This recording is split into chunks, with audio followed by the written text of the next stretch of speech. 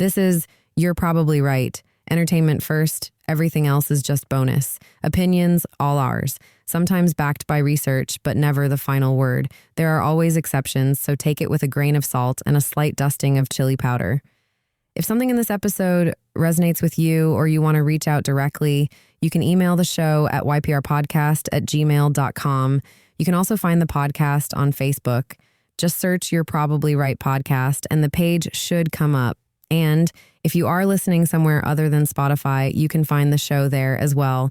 Just search You're Probably Right and follow the podcast so new episodes show up automatically. All right, let's get into it. Hey, how you doing? This is Michael, otherwise known as MCM.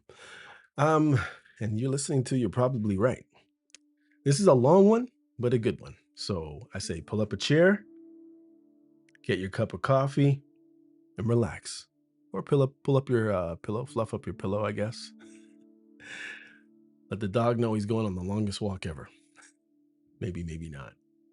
But I believe this is a good topic. It's a good topic for men. It's a good topic for women. Hopefully nobody's going to think I am bashing their intelligence or trying to demean their thoughts on themselves or lower anybody. But I'm hopefully going to be in here just talking. Thank you for the first time listeners who've come out for the first time. I really appreciate it. You are listening to a human and you will know this by the mistakes I made. I don't even think that AI could fake the mistakes I make. So I'm happy to leave all my little quirks, like my cup hitting the table. A little sip here. We're hanging out. And hopefully this podcast is made for people who like to listen to long podcasts. This is not made for people who want the 15-minute TikTok of Fix Your Life that you listen to every day and you can't retain it. So hopefully you're in a dark place. Not hopefully you're in not that type of dark place, but hopefully you're in a place where you can just chill out. Or maybe you're doing work and you're able to do it that way. Who knows? And of course, as I've said before to people, if you need to speed it up because you need the information a lot quicker and you process a lot faster, otherwise it drives you nuts, then feel free to kick up the speed if you want. But I think it's better to soak it in as I'm saying it the way I'm saying it. I don't think I talk that slow. My reading isn't the best, but it has become better. You come from episode 320 and you go down to maybe episode 14, it's probably a big difference. Anyhow, here we are. It's episode 320, and the title is Why Good Men Get Praised, but Not Chosen. There's a pattern a lot of men notice, but very few men know how to talk about without sounding bitter. Usually when this topic comes up, it falls apart almost immediately. Somebody gets their back up, their jacks up. The guy talking sounds hurt, angry, sloppy, or like he's trying to blame women for everything that's ever gone wrong in his life. And once it sounds like that, most people stop listening. Not because there's nothing real there is, but because the whole thing gets buried under resentment. But underneath that resentment, there is a real question. And it's a question a lot of decent men have had to sit with in silence. Why is it that so many women will say they want a man who is kind, steady, loyal, funny, thoughtful, patient, I'll throw generous, emotionally present, and genuinely relationship-minded. But then, in real life, they seem pulled towards men who are rougher, colder, less available, more selfish, more dominant, more sexually aggressive, more inconsistent, and sometimes openly bad for them. And a lot of women actually admit it. And I honestly, from what I've seen, and I've witnessed a few different a lot of relationships, I can honestly say that a lot of those guys that women will say are bad for them, I don't know if women think they're going to soften over time, but I've seen where those relationships, even into their 70s, there's a lot of arguments. Maybe at one point, women kind of put up. And at some point, that crabby, selfish, rougher guy softens a little bit. And it's like the women become more callous a bit and they fight back. Sometimes they end up even physically stronger and they butt heads. And it's almost like an even fight at that point, even if they went physical. And obviously you wouldn't want to see that ever happen, but it's interesting because maybe you would think that he would soften, you know what I mean? And as I said, he does, but all of the verbal and mental abuse over the years, physical even in some respects, um, they stay together because who else is gonna want any of them really? But the bickering and the fighting continues. It's weird. The contradiction is real. A lot of men have lived it. A lot of men have been told some version of the same thing. You're such a good man. I don't even know why I changed my voice. I'm sorry. You're refreshing. You deserve someone better. You ever said that to anyone? You're too good for me. If this sounds familiar, follow the show so this kind of thinking stays close. You'd make somebody really happy. Any woman would be lucky to have you. And a man hears that and thinks, all right, then why am I not the one getting chosen by you? Or if it's just a conversation with a friend, why am I not getting chosen? Why am I the one getting praised, leaned on, cried to, confided in, appreciated, thanked, admired, but not the one she burns for? Not the one she fights to keep, not the one she takes the real risk on.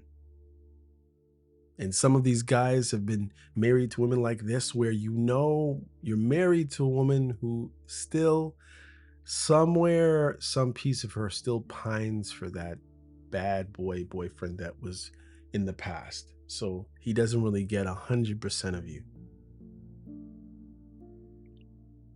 As a matter of fact, a lot of the time, these guys who are nice, what I said earlier, gentle and soft and wonderful and funny, cuddly and all that stuff, a lot of the time those guys don't end up with they a lot of time they get married, but a lot of the time they don't end up with the full wife. There's stuff she doesn't want to talk about. There's places she doesn't want to go. There's things she doesn't want to do, all of which she did with other people or with another person. It's sad.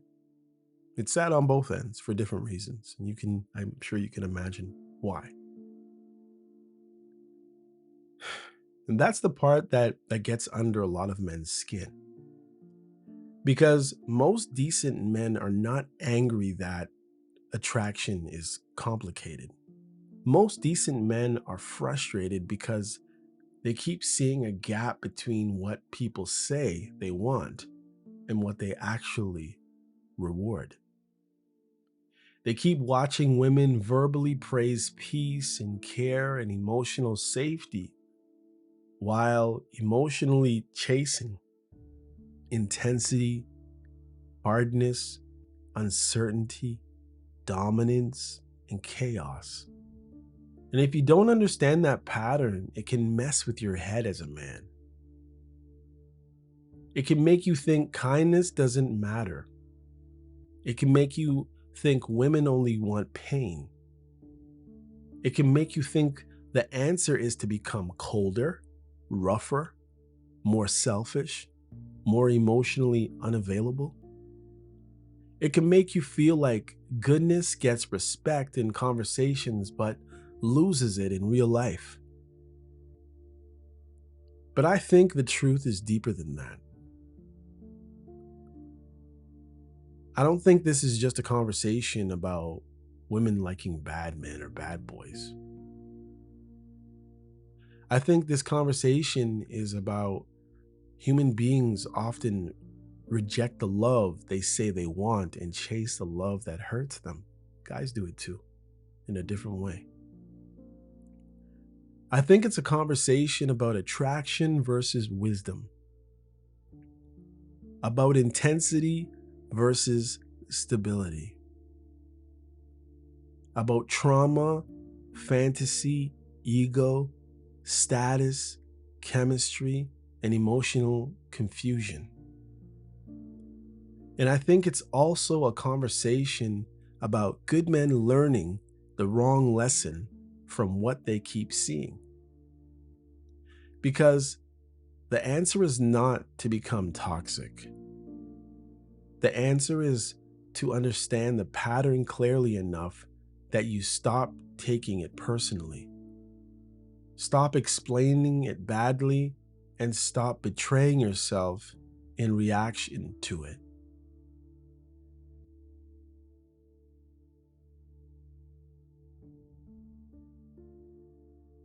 So that's what I want to do here. I want to go through this properly. Not like a victim, not like a guy begging women to see his value, and not like a fake hard man performing toughness because he's disappointed. I want to talk about this like a grown man who's seen enough to know the pattern is real, but also knows that if you explain it carelessly, you miss the whole point. Because the older I get, the more I think the real question is not just why good men get overlooked. The real question is this: why do so many people say they want peace, but emotionally respond more strongly to chaos? They just want to be able to sit on the beach somewhere and relax. They want to cuddle on the couch with the loved one and just watch a show. They want to feel all comfy and protected and warm. But that's where this really starts, in a sense. The first thing you have to understand is that a lot of men are not imagining this contradiction. They really are noticing something real here. There's a pattern of a lot of men notice, but very few men want to talk about, obviously, and very few of us talk about it properly. Usually when it gets brought up, it comes out sloppy, it comes out angry, bitter, oversimplified, or disrespectful. It turns into one of those conversations where people stop listening, not because there's no truth in it, but because the truth gets wrapped in it so much frustration that it loses its shape and the point, and it gets off track. And if somebody's talking while you're trying to explain or trying to rebut your issue with it, then usually you lose the train of thought very easily and you just get upset, and everybody gets upset. The conversation usually ends. But underneath all of that, there is a real question, a serious one. Why is it that so many women will say they want a man who's kind, steady, loyal, funny, thoughtful, patient, emotionally present, and relationship minded? But then in real life, they so often seem pulled toward men who are rougher, colder, more selfish, more controlling, less available, more sexually demanding, and sometimes openly harmful. And a lot of them cheat. Not that the other guys don't cheat, but they cheat for different reasons.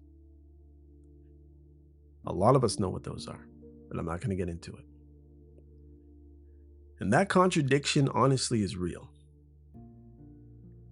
And for a lot of decent men, that contradiction is just theoretical. It's personal. Sorry, it's not just theoretical. It's personal. Because a lot of good men have sat across from women and heard some version of the same speech. They hear things like, as I said before, "You're such a good man, you're refreshing, you're too good for me, you deserve someone better, I'm too damaged, I'm too broken for someone like you. Any woman would be lucky to have a guy like you."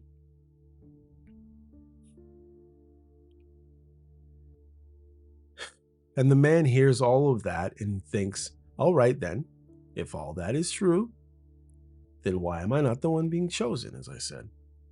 Why am I the one being appreciated, admired, leaned on, confided in, cried to, complimented, and thanked, but not the one she burns for, not the one she fights to keep, not the one she bends over backwards for, takes the real emotional risk on? That's the part that gets under a lot of guys' skin. Not just rejection. Men can handle rejection, straight up. Rejection is a part of life. What wears a man down is contradiction. What wears him down is being told he has traits women want, while watching those traits lose over and over again to traits women claim they hate. That's where the confusion begins, because from the male side, it can look insane. A man watches a woman complain about a boyfriend who ignores her texts, talks down to her, pushes her sexual boundaries, makes everything about himself, criticizes her body, gives her just enough attention to keep her attached, disappears when she needs him, and then reappears when her birthday's over, Valentine's is over, Christmas is gone, or whatever, or whenever it suits him. She tells her friends he's toxic, but yet I'm drawn to him. She says he's no good for her.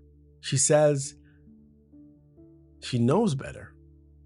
She says she wants peace now. She says she's tired of the games. Then 6 weeks later, she's back with him. And I can tell you, it is honestly tempting just to play the position. Like a Method Man said.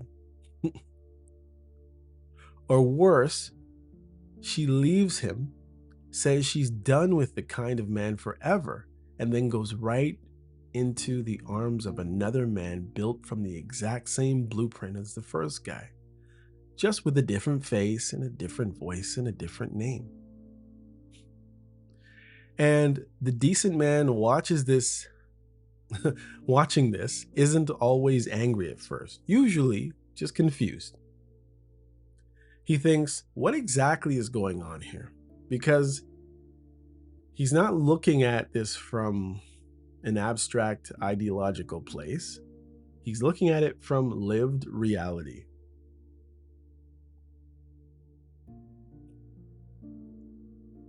He knows what he offers. He knows how he would treat her. He knows he would show up, answer the phone, make time, protect her, make her laugh, try to build something real, be there for the children, pay what he can, live within his means, and actually treat the relationship like something worth tending to. And yet somehow, that man is very often treated like he's valuable in theory, but not compelling in actual practice. That's the deep wound for a lot of men, because it creates a very specific feeling. It creates the feeling of being the man who makes sense, but not the man who creates desire.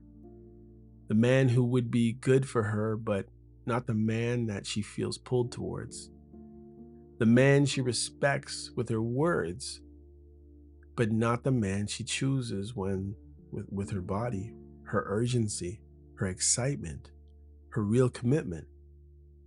And sadly, a lot of those same women will try to get a guy like this when they're older, much older. And then they wonder, if you're such a good man, why won't you have me now? Why do you think? The gap matters. And you can pardon the pun. A lot of men can live with not being everybody's type. That's fine. But what becomes harder to accept is when they start to feel like they are being cast in a certain social role. The role of the safe man, the safe guy, the stable guy, the emotionally useful man, the man you call when your world is falling apart or you need a couple extra dollars, the man you vent to after the exciting guy hurts you again, the man you say you would make an amazing husband for someone one day or in another life. That's always wonderful. Just not today, not now, not in this life, not now, not with me. That role can feel insulting after a while because to a man, it can start to feel like this: I'm good enough to absorb pain, but not good enough to inspire passion. Good enough to help, but not good enough to be chosen first. Good enough to build with, but not good enough to be the fantasy. And once a man starts feeling that repeatedly, he begins to make sense of whatever he can, grasping for something, some kind of some kind of thing to anchor himself to when it comes to this whole thing. Some men do go bitter. Some men get cynical. Some men decide women are broken. Some men decide kindness is a scam. Some men try to turn themselves into the exact kind of hard, detached, self-centered man they used to despise because they assume that must be the formula. If the rough guy keeps winning, then maybe roughness is the truth. Maybe care is weakness. Maybe softness is a lie. Maybe decency is just something women say they want because it sounds respectable. That's where a lot of men start losing themselves, and they start believing this.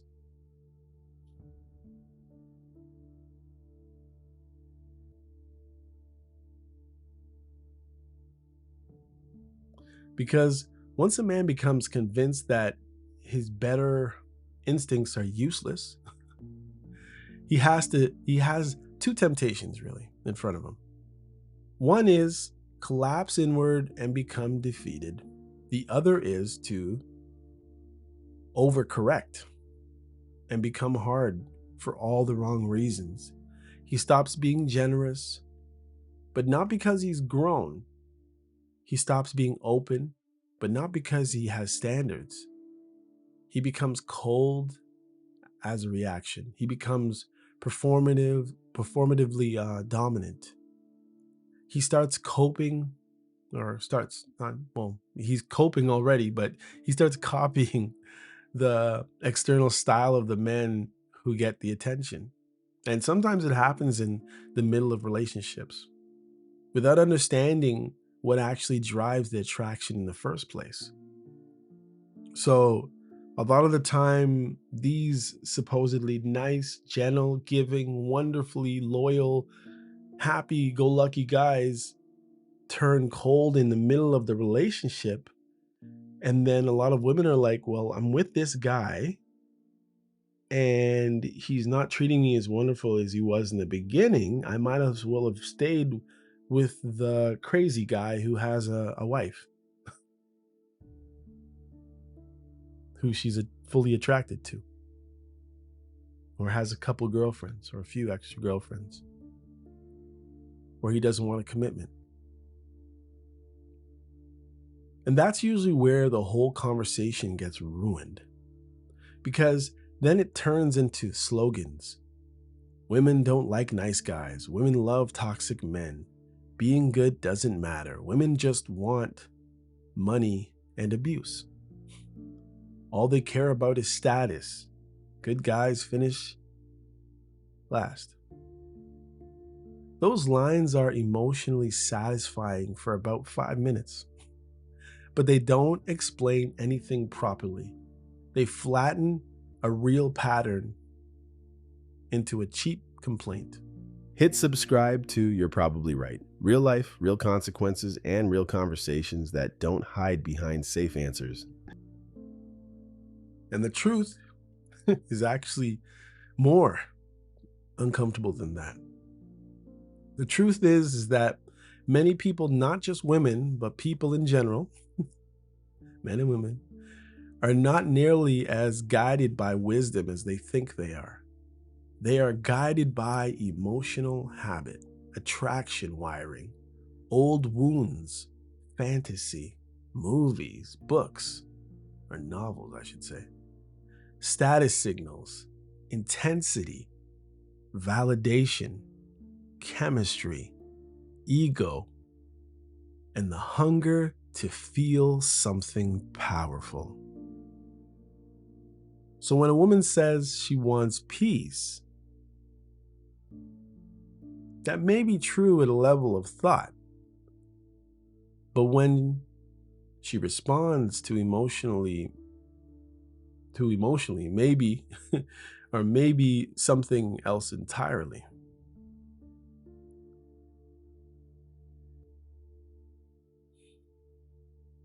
That's the contradiction. Her mouth may describe one man while her nervous system lights up for another. And a lot of decent men have spent years being confused by the split. Because men tend to listen literally. If a woman says she wants loyalty, care, stability, emotional presence, a decent man will often think, all right, then. That's what matters. He will try to embody those things. He will try to become more attentive, more available, more generous, more patient, more understanding. He assumes the problem is that not enough men are offering what women claim to want. But then, reality teaches him something harsher. Reality teaches him that being appreciated and being desired are just not the same thing. You find women will nitpick these guys. Oh, his nose is weird. Oh, his feet are too big or too small. The list goes on. His face is weird. His beard doesn't grow properly. His eyes are beady. His teeth. Being safe and being exciting are not the same thing. Being husband material and being the man she feels the strongest immediate pull towards are not always the same thing. That lesson hits hard because it offends a man's sense of fairness. A lot of decent men are, at their core, fairness-oriented, respect-oriented. They believe that if you bring substance, loyalty, effort, humor, you don't take yourself too seriously, patient, genuine care, that should count for something major. And that's where all the compliments come, right? And it does count, but not always in the way they think. Sometimes it counts as comfort. You're a comfort guy. Sometimes it counts as trust. Your best bud somehow. Your friends, friend zone. Sometimes it accounts as an emotional refuge, shoulder to cry on. Sometimes it counts as you're such a great guy. But it doesn't always count as raw attraction. That's the part many men never get taught. No one really sits men down and explains that there can be a painful gap between a woman seeing your value and feeling compelled by your presence. Those are two different experiences. A man can fully understand that you are a better long-term choice and still feel more magnetized by another man who is worse for her, and she and everybody else can see it. That's not a moral statement. It's actually a psychological one. And when a man understands that, he can stop asking the wrong question, or at least once a man, I should say, understands, he could stop asking that question, or the wrong questions. The wrong question is, why are women stupid? That question goes nowhere. It positions the man asking it. It poisons the man asking it, positions him. Yeah, sure. The better question is, what causes human beings to desire what destabilizes them more than what could actually build their life? That's nicer. Now you're getting somewhere, right? Because then this stops being just a complaint about women. It becomes a deeper conversation about attraction, damage, intensity, fantasy, and emotional conditioning. And that matters because this issue is not just about female nature over male frustration. It's about the human tendency to say one thing and choose the other. It's about the split between our stated values and our embodied desires. It's about how people often mistake excitement for depth, obsession for love, unpredictability for chemistry, dominance for strength, and emotional struggle for meaning. Ooh. And once you start looking at it that way, the topic obviously becomes a lot bigger, sharper, and more honest. Now, the decent man is no longer just standing there saying, "Why not me?" Now he's asking a much more intelligent question. He's asking, what is it that people are actually responding to, and why does it so often overpower what they claim they value? It's like, I want to eat vegetables, but those candies sure look good. They rot in your teeth and maybe even irritate your esophagus, but because if you don't understand the contradiction, you'll either become self-righteous or self-destructive. You'll either spend your life telling yourself that your goodness should have been enough, or you'll betray your own nature trying to imitate men who operate through hardness, detachment, manipulation. Both paths are a mistake. What you need first is that word that I don't like to say too often, clarity. And the first piece of clarity is this: a lot of good men are not crazy. They are noticing something real. They are noticing that in modern dating, and honestly in human relationships more broadly, there is often a disconnect between what people say they want and what they repeatedly choose. There is often a disconnect between what sounds healthy in a conversation and what feels compelling in the body. There's often a disconnect between admiration and desire. Of course, if you get those two things together, wonderful world. And until you understand that, a lot of your experiences won't make sense.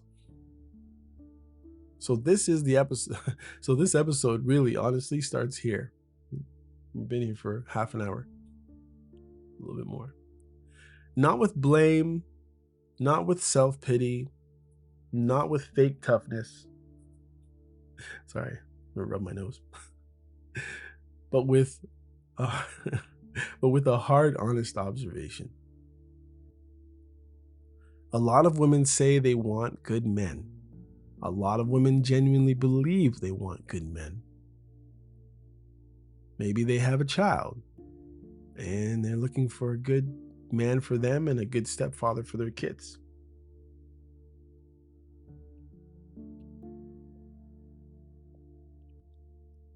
Maybe the baby daddy is around and maybe he's not. Maybe she's still attracted to him. Maybe she's not.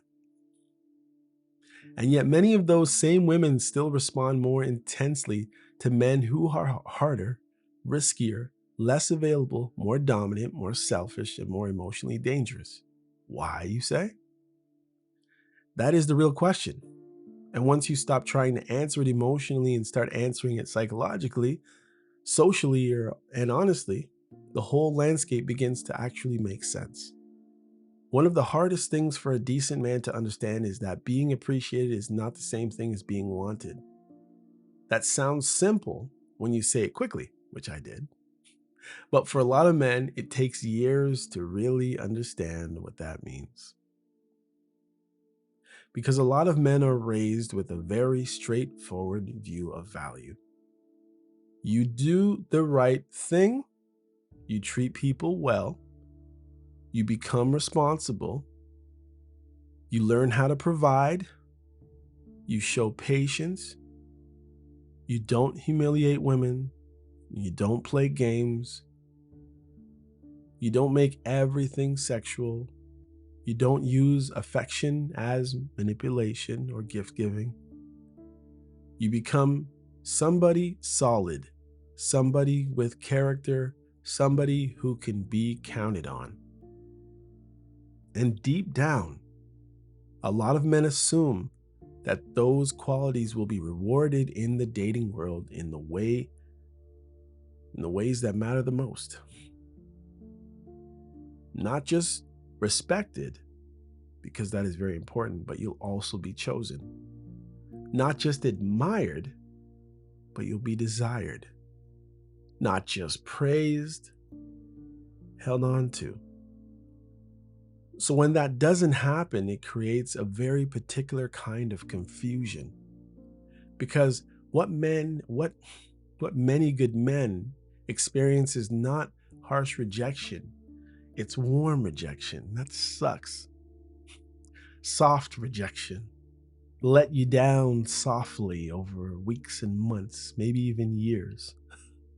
Just start cutting off things. Don't want to do that. Don't want to do that. Don't want to do that. Don't want to do that. There we go.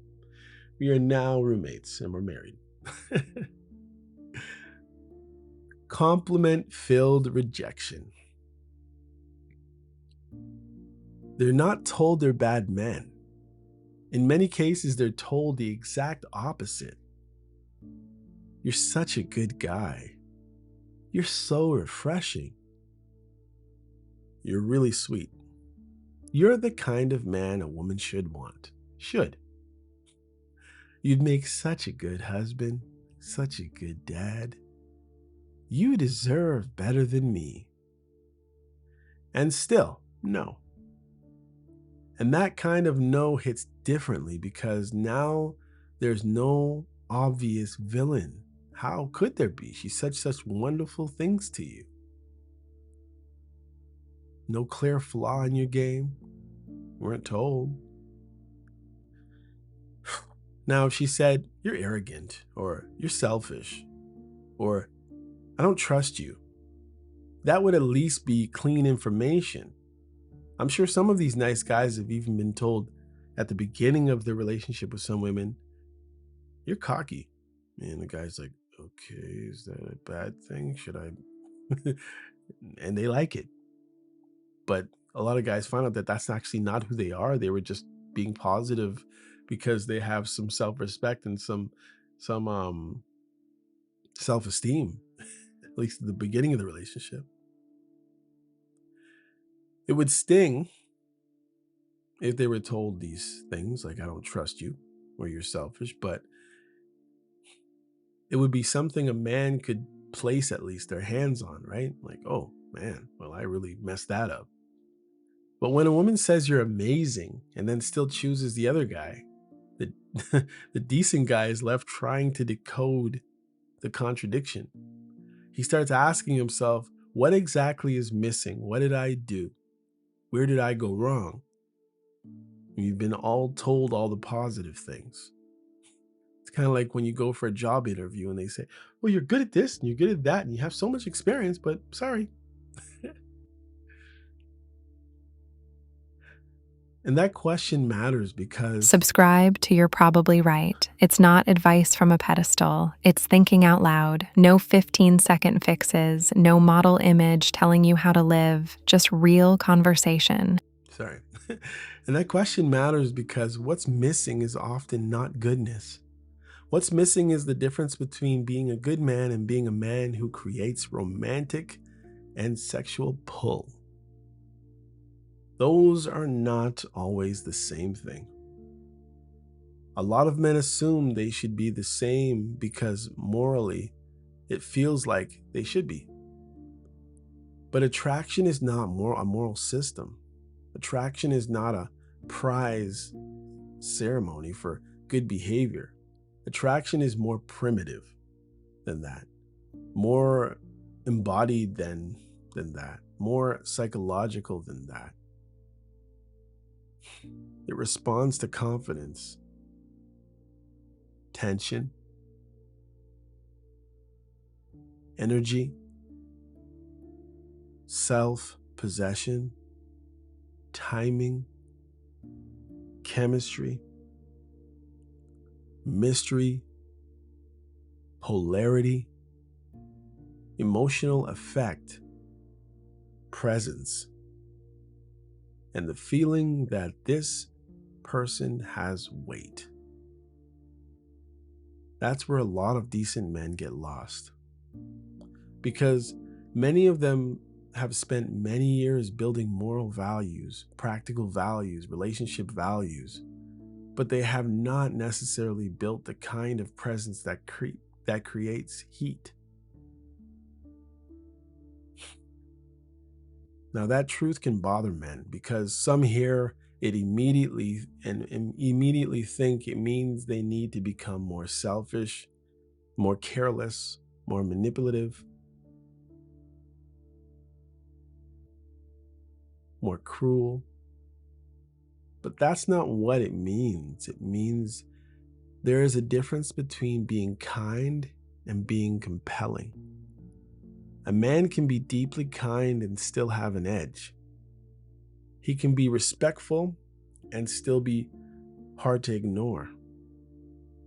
He can be safe without feeling dull. He can be generous without feeling he is auditioning for approval. Pay for play. But a lot of men don't know how to embody that combination. Instead, some men let niceness become their whole identity. And once that happens, niceness starts changing shape. It stops being just a quality and starts becoming a strategy. Well, maybe if I do this for her, maybe if I do that for her. And that's where the trouble begins, somehow, right? Because genuine kindness is attractive, but niceness used as a survival strategy is not. It's weak. A man who is kind because he has character feels different from a man who is nice because he is afraid to unsettle anybody. A man who cares because that is his nature feels different from a man who gives because he hopes giving will secure love. A man who is patient because he is emotionally grounded feels different from a man who is patient because he has no standards, he has no choice. He is terrified of losing access. Some have lost access and they're trying to get it back the same way. Women can often feel the difference, even when they don't explain it clearly.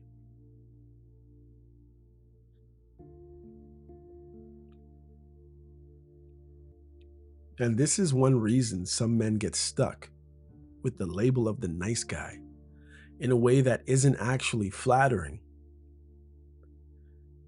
It's not that kindness itself is unattractive. It's that the woman may be sensing that the niceness is carrying softness in the wrong places, if that makes any sense. So, passivity, over accommodation, neediness, fear of conflict, fear to say no, a lack of sexual confidence, lack of decisiveness, too much concern with being received well, too much willingness to shapeshift just to stay liked. None of that is solved by becoming a worse man. And that's where I know a lot of guys have got trapped in relationships and marriages that way. And a lot of the time they've either stepped out or she stepped out on the relationship because of that stuff. But how do you solve it? You solve it by becoming more whole. Pardon the pun. Because a grounded man is not just nice, he is clear. He has a center. He has his hope built upon a rock. He can say no. He can disagree. He can walk away. He can desire without apologizing for it. He can care for a woman without placing himself beneath her. He can listen without becoming a sponge for endless emotional overflow. He can be warm without going soft, edged in every direction. Because that man lands differently.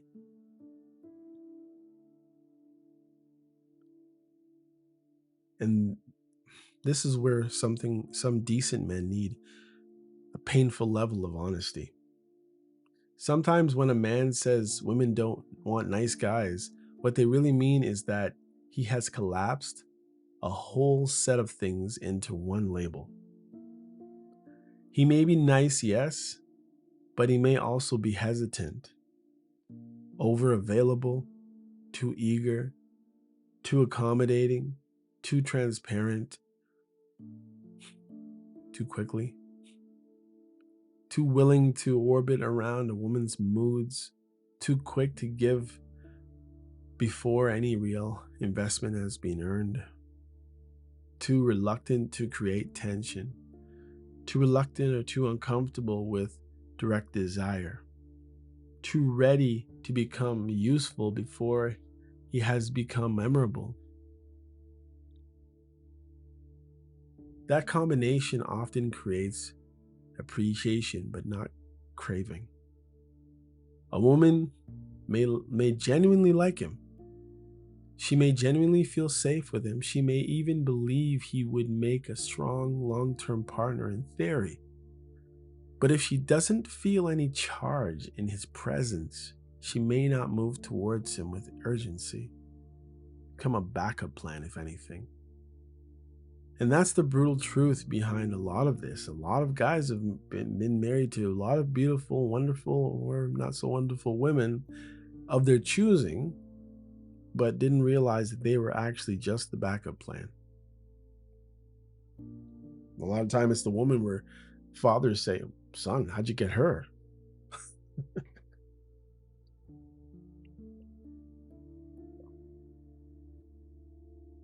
And that's the brutal truth behind all of this. The decent man is often being evaluated positively in the category of trustworthiness, but not strongly in the category of magnetism. He's not the guy on the leather jacket on the Harley, although a lot of people don't like that, but you get what I mean. And because many are rarely taught to separate those categories, a lot of men spend years trying to solve an attraction problem by increasing their goodness. So they become more available. Not a good idea. More understanding. Not a good idea. More patient. Not a good idea. More forgiving. Not a good idea. More helpful. Not a good idea. More willing to prove themselves. Not a good idea. And the reason why I say that in front of all those things is that you were already doing those things. You were already available. You were already understanding. You were already patient. You were already forgiving. You were already helpful. You were always willing to prove yourself, but not in a way that you had to lose yourself at the same time. And strangely enough, that often makes the problem worse. Because once a man starts over-investing before he's truly chosen, he communicates something without meaning to. He communicates that he is trying to earn a place instead of naturally occupying one. He communicates that he sees the woman as the selector. And himself as the applicant. He's applying for the job. He's not trying to make her a part of his life. He's trying to be a part of her, whatever, entourage. He may think he's showing devotion, but what she may be feeling is pressure, imbalance, or a lack of gravity. The whole dynamic starts tilting. And once it tilts that way, the woman may still enjoy his presence, still value his kindness, still accept his attention, still even flirt with him. Imagine that. Or receive affection from him. But somewhere underneath, she does not experience him as the man who can simply stand on his own and let the chips fall where they may. And that matters. Because desire often responds to a person who seems to have life, frame, and a self that does not collapse around anybody else for anybody else's approval. A lot of women may not phrase it that way, of course, but they feel it. And that's the thing. They feel it.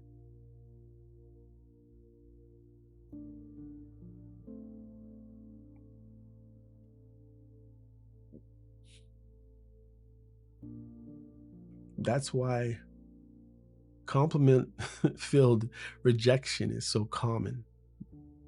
Many people listening have heard it before.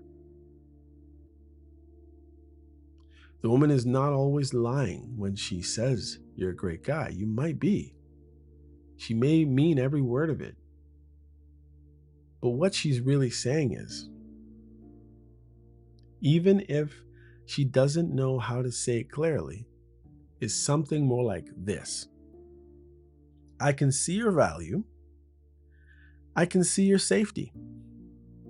I can see your hoo-ha. No, I can see your goodness.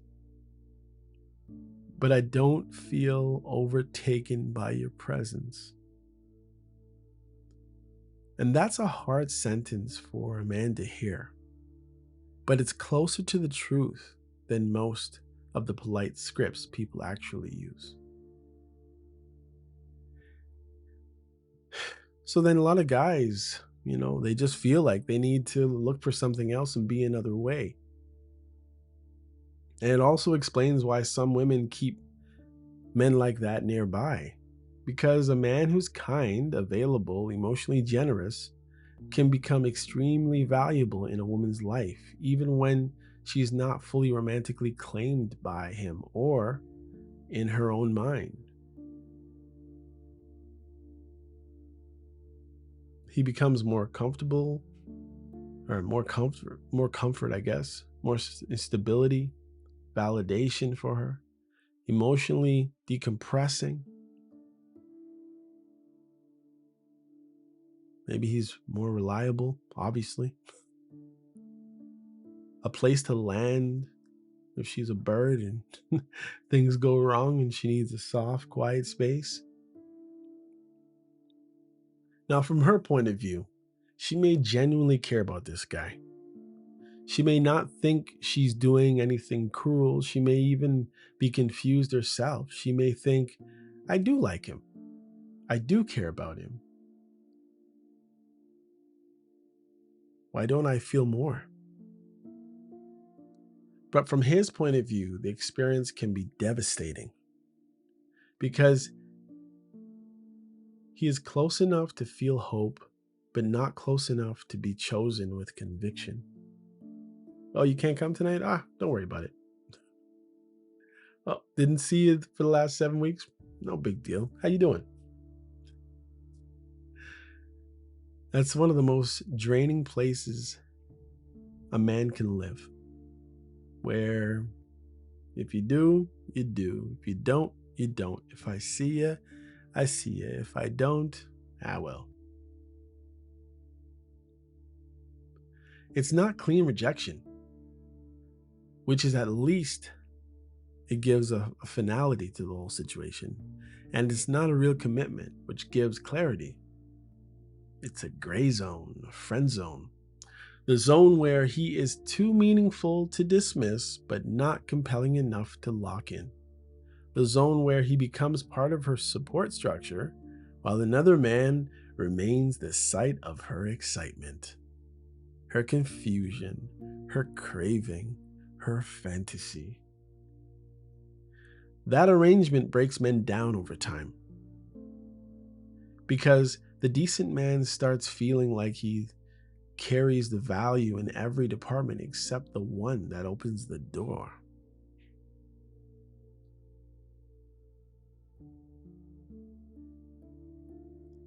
Because the decent man starts feeling like he carries value in every department except for one, as I said. He becomes the man who women recover with, but not the man she's risking it all for. The man they call after midnight when they're hurt, but not the man they light up for, not the man they wait up for.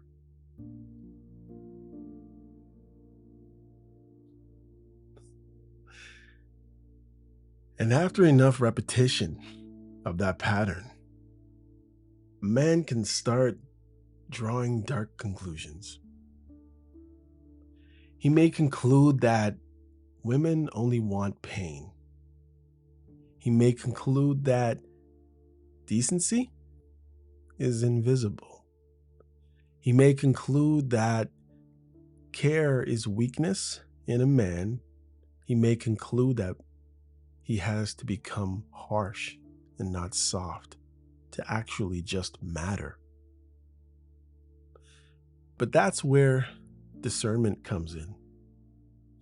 Because the deeper truth is not that kindness is unattractive. It's that kindness without structure, confidence, tension, self-respect, and embodied masculinity often gets filed into emotional safety rather than erotic desire. That distinction changes everything. Once a man understands that, he can stop making these rookie mistakes of thinking his problem is that he is too good. Most of the time, that's not the issue. The issue is usually integration. He may have goodness without edge, warmth without challenge, reliability without mystery. You know he's going to be there. Interest without standards. Whatever's clever, I'll be there whenever you say. Interest without standards. She doesn't really care, but you're still showing interest. Generosity without selectiveness. Take anything I can get, whatever you want to give me. Care without force. Patience without polarity. And this is not about becoming fake or someone else. It's not about learning manipulative tricks. It's not about acting toxic when you're not, to trigger women's wounds. A man who goes down that road may get more attention in the short term. You know, all that game stuff, all that negging and nonsense. But he will damage himself in the process. The real move is deeper than that. It is to become a man whose kindness is not his only energy. A man who cares, or become a man whose care does not erase his power. A man whose softness does not weaken his shape. A man whose desire is not apologetic. A man whose generosity is chosen, not automatic. A man who can make a woman feel safe without seeming like he's asking for emotional permission to actually just exist. That kind of man does not usually get filed away as just nice. He lands differently. And that brings us to another uncomfortable truth. Some women do not reject nice men because those men are too good. They reject some of them because those men do not create movement, no spark, no tension, no sense of force, no feeling that being with him would pull her into something bigger than comfort. That doesn't mean comfort is worthless. It's definitely not worthless. Comfort matters deeply, especially in long-term love. But early attraction often asks for more than comfort. It asks for feeling. It asks for charge. It asks for the sense that this man is not merely available, but distinct. He is himself, not merely safe, but a protector, but potent. Not merely decent, but alive in a way that affects her body and her mind. That is what many men were never taught to think about. They were taught to think morally, energetically, so they keep asking, why wasn't being good enough? Enough for what? Enough to be respected? Maybe. Enough to be trusted? Often. Enough to be appreciated?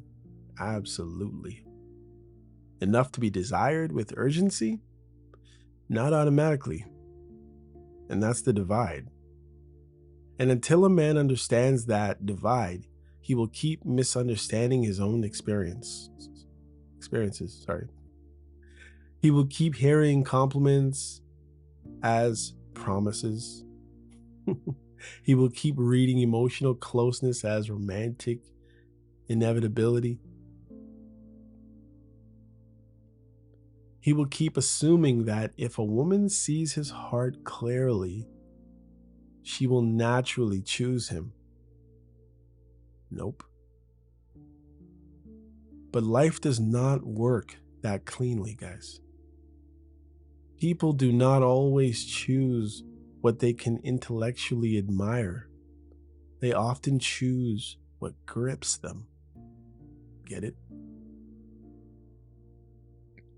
And that's why nice so often gets compliments instead of desire. Not because goodness has no value, but because goodness alone is often experienced as incomplete. The man who gets chosen consistently is usually not the man who abandons kindness. He's the man who fuses kindness with self-possession, steadiness with edge, care with standards, and warmth with undeniable presence. And that's a different thing entirely. A man you see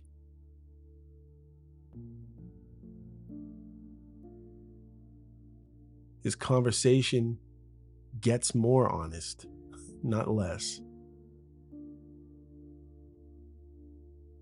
And once you see that, this whole conversation gets more honest. Now, the question is no longer, why do women hate nice men? Now the question becomes, what makes good men or a good man feel forgettable and another man feel impossible to ignore? And once you ask that question, the next thing you have to confront is this. Sometimes what women are responding to is rougher men. Isn't cruelty itself. It's what the roughness seems to signal. Strength, force, certainty, focus, masculine weight. And that's where this gets even more interesting. You see, sometimes what women are responding to is rougher men isn't cruelty itself. It's what the roughness seems to signal. Strength, force, certainty, masculine weight. A man feels hard. A man who feels hard to move. He's a man. A man who doesn't look like he's negotiating with the room for permission to exist in himself. And this is where a lot of decent men reach the wrong conclusion. They look at the pattern and think women must secretly want mistreatment. They must want disrespect. They must want a man who scares them, ignores them, controls them, or keeps them off balance. But that explanation is too blunt, because it seems like that on the outside to a lot of us, right? It's too sloppy though. It's too emotional. A lot of women are not responding to abuse itself. They're responding to traits that can sit beside abuse and, from a distance, resemble strength.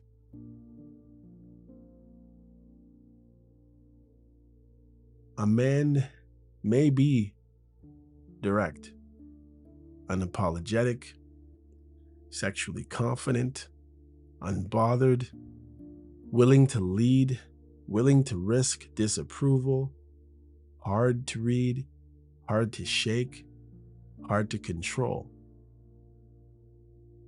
That kind of energy can hit hard, especially in a world where a lot of men have become hesitant, over-explaining, approval-seeking, and afraid to offend. A man who feels fully planted in himself can feel powerful by contrast. He can feel like gravity, like danger.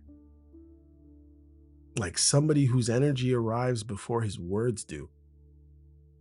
For some women, that is magnetic. The problem is that many people don't separate one trait cleanly from the cluster around it. A man's confidence may come packaged with selfishness. His certainty may come packaged with arrogance. His emotional control may come packaged with coldness. His sexual assertiveness may come packaged with entitlement. His leadership may slide into control. His standards may slide into contempt. His strength may be mixed with hardness. But in the beginning, those lines are blurry. So what gets felt first is not always the damage, it's the force. And that matters because force is often what registers in the body before character has had time to reveal itself. This is why some women later describe the same man in completely opposite ways. At first, he was strong, real, masculine, intense, different, exciting, not weak, not soft, not boring. Later, he becomes controlling, difficult, emotionally closed, sexually selfish, careless, impossible to build with, and exhausting. How can both be true, though? Because in the beginning, many people respond to the sensation of strength before they understand the structure of it. They feel the signal before they evaluate the substance. And this is not just a female problem, guys. Men do their own version of this all the time. Men respond to beauty, right? Guys usually know if a woman is beautiful, and I was going to put the say, the guys know within, I would say, 2.3 seconds what's up. Just being honest, like it's like that quick. Sensuality, softness, charm, or sexual attention long before they're seriously asked whether a woman is stable, loyal, mature, or peaceful to build a life with. Human beings often get captured by impact first and reality later, and that's why they say it's important how you carry yourself.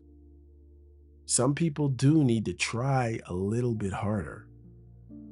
Not too much, but sometimes some people do need to try a little bit harder. That's all I'm going to say. I'm not digging into that.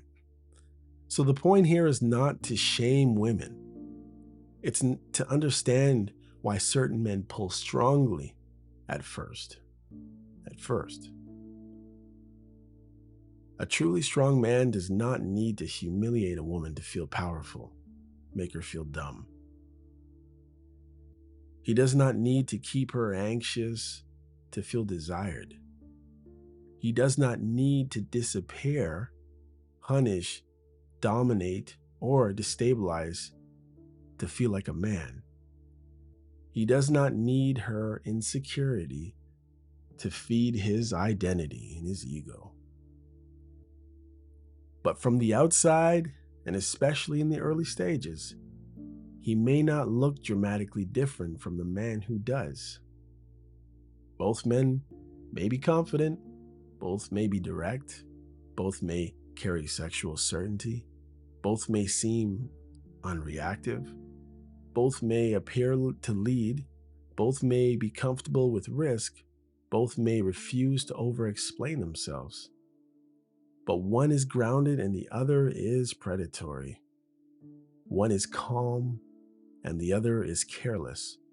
One has standards and the other has appetites. One can protect and the other can only control.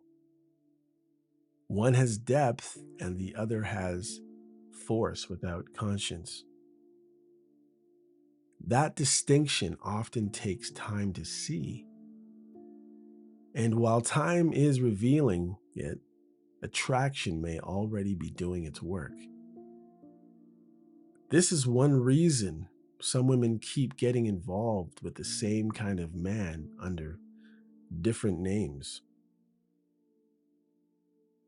not because they consciously want misery, but because a certain masculine signal keeps registering as aliveness, potency, certainty. They are responding to the charge of the energy while underestimating the cost of the character attached to it. Now, here's the part a lot of decent men don't want to hear, but it actually matters. Sometimes good men unintentionally make rough men look stronger than they really are. How? By becoming too soft in the wrong places. That's how. A man can be caring and still strong, but if he becomes too differential, too eager to please, too afraid to offend, too reluctant to take up space, too hesitant in expressing desire, too careful to disturb emotional waters, he can create the impression that he is missing a certain inner steel, even if that is not actually true. And in the contrast between that softness and another man's roughness, the rough man can appear strong simply because he's more visible and forceful.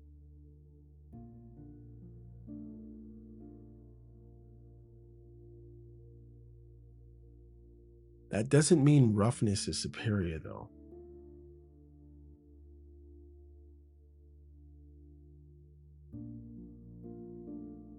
It means visible force often registers faster than quiet depth. A calm, deeply capable man may be 10 times stronger than an aggressive, reckless man. But if the calm man presents as overly cautious, overly agreeable, overly overmanaged, while the reckless man presents as bold and unfiltered, and many people will read the second man as powerful in that short term. Sorry. But that's the trap. Human beings are often more easily impressed by force than by restraint. Real strength is often quieter than damaged strength. Real power is often less theatrical than insecure power. Real masculinity often has less performance in it than counterfeit masculinity. But early attraction does not always reward what is the deepest.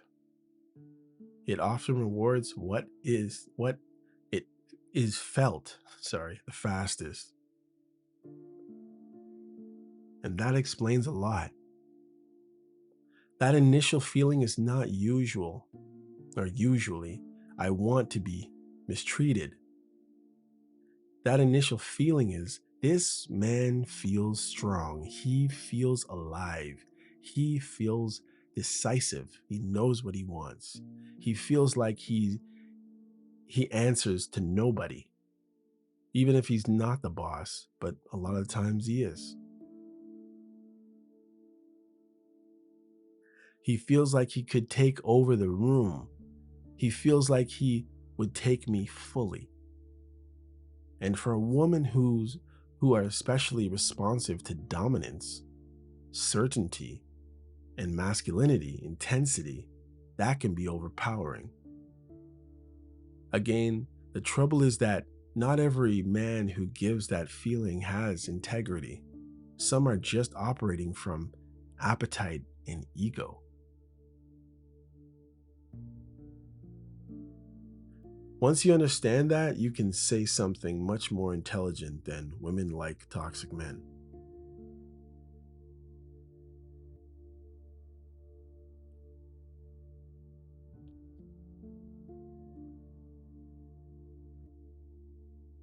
You can say, a lot of women are drawn to signs of masculinity force. But not a lot of them are good at distinguishing grounded strength from destructive hardness. That is far more of an accurate sentence. It also is far more useful sentence for men, because it means the answer is not to become fake, abusive, emotionally dead. The answer is to understand what rough men are signaling that decent men are often failing to embody in a healthy form. Those traits are not toxic in themselves. They become toxic when separated from conscience. He doesn't care, but they don't know that yet. And that's one of the biggest mistakes in modern conversations about men and women. People often talk as if soft means moral and hard means dangerous and dominant means abusive and nice means virtuous. Real life is not that neat. A man can be dominant and deeply protective. He can be assertive and kind. He can be sexually confident and respectful. He can lead without controlling. He can be unshakable without being cruel. That kind of man is not weak, and he is not abusive. He's integrated. And a lot of women are actually looking for that man, even when their choices keep drifting towards rougher imitations of him. That's why this pattern becomes so painful to watch, because the rough man often wins early by projecting that shell of masculinity, certainty, while the decent man sometimes loses early because he is caring, he has virtue, and care without enough visible force behind them, coming off soft. So from the woman's body, the rough man may register as more alive. From her long-term life, he may register as a disaster. That split is where a lot of these relationship mistakes are born. And for the decent man, the lesson is not to become rough. The lesson is stop assuming that goodness speaks for itself. It doesn't. A woman cannot feel your inner integrity if your outer presence feels hesitant, shapeless, scared, spineless, or overly accommodating. She may appreciate your character later, once she knows you, but early attraction often reads that what is embodied, not what is hidden in your intentions.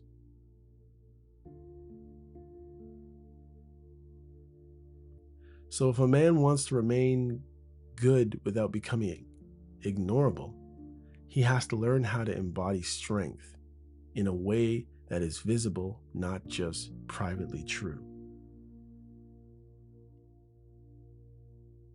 That means speaking more directly, not cowering because you think she's not going to agree, wanting what you want without apology, not overgiving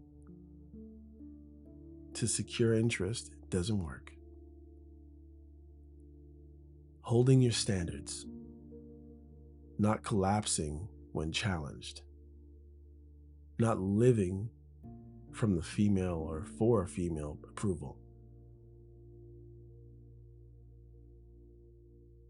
carrying your care from a place of power rather than submission. That is not toxicity. That is grown masculinity. And once you understand that, another piece of the puzzle starts coming into focus. Because sometimes the issue is not just that a rough man signals force. Sometimes the deeper issue is that chaos itself feels familiar. Sometimes the woman is not only drawn to masculine intensity, sometimes she is drawn to what her nervous system already knows, plain and simple. Maybe she's used to arguing. Maybe she's used to crying. Maybe that's what she knows. I'm not saying make her cry and argue with her. But you can't always be sitting there agreeing with everything either, because some things don't make any sense and you know they don't. So speak up and speak directly and be honest. Stand up for what you believe in. And don't be scared to just lose. So you speak from that. It doesn't work. It won't help you. Because now we're not just talking about attraction. It gets way deeper than that.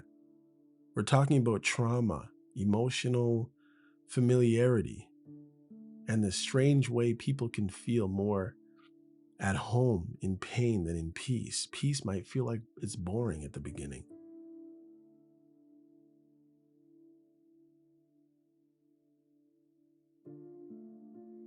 Sometimes the woman is not only drawn to masculinity, or sometimes woman is not only drawn to masculine intensity, sometimes she is drawn to what her nervous system already knows.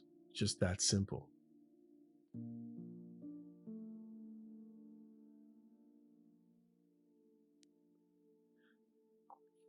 And that's where this gets deeper than dating advice, deeper than surface level attraction talk, deeper than the usual lazy line that women just want bad men. Bad man.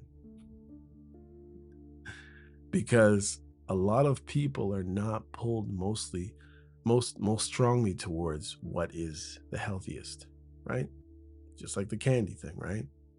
Do you want an orange candy or do you want an orange? Do you want a lemon or lemon candy? Do you want a strawberry or strawberry candy, right?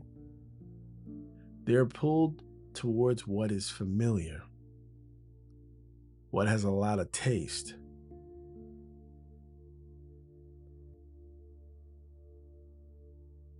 That one truth explains a huge amount about human behavior. A person can say they want peace, but feel restless inside peace. They're used to everything besides peace. They can say they want stability, but not know how to trust it. They can say they want a kind partner, but feel no real charge around kindness because their nervous system was trained by something else long before adulthood ever started. And this is where trauma, dysfunction, and emotional familiarity enter the picture. And I know that some men don't like this part of the conversation because it can sound like an excuse. A man watches a woman choose the same kind of destructive man over and over and over and thinks, at what point do we stop dressing this up and just call it bad judgment? And that frustration, of course, it's fair. People are responsible for their choices. They're responsible for the red flags they keep ignoring. They're responsible for the patterns they keep feeding. None of this removes accountability at all. But accountability and explanation are not the same thing. You can hold people responsible and still ask why the same bad pattern keeps pulling them in. And one of the biggest reasons this is people don't just learn what love is, they learn what love feels like. And if like what love felt like early in life was uncertainty, inconsistency, criticism, walking on eggshells, earning approval, waiting for warmth, chasing affection, trying to prove your worth, then later in life, a calm relationship can strangely feel flat at first. Not because it's bad and not because it lacks substance, but because it lacks the emotional soundtrack of up and down, and the body has unconsciously associated with closeness, all that stuff. And that is a huge point. Some people never let that go. Never. Because many people think they are choosing from values when they are really choosing from conditioning and nervous systems. A calm man can feel boring to a person whose nervous system expects turbulence and problems and arguments, stuff. A straightforward man can feel underwhelming to someone who is used to mixed signals and not knowing if she's going left or going right tomorrow. A kind man can feel suspicious to someone who's learned that affection usually comes with hidden cost. A stable man can feel weak to someone who has confused emotional distance with strength for most of their life. So when a woman keeps returning to men who are rough, inconsistent, emotionally cold, or hard to build with, part of what may be happening is not simply that she likes bad men. Part of it may be happening is that she is stepping back into a feeling state of her body already, of what her body already knows. Part of what may be happening is that she is stepping back into that normal life, or what was normal for her. And bodies are often more loyal to familiarity than minds are loyal to wisdom. Feelings. That's why people can know better and still do worse. A woman can say with complete sincerity, I know he's not good for me. And she may mean it. Sadly, some people need to bottom out before they actually do differently. And it is sad.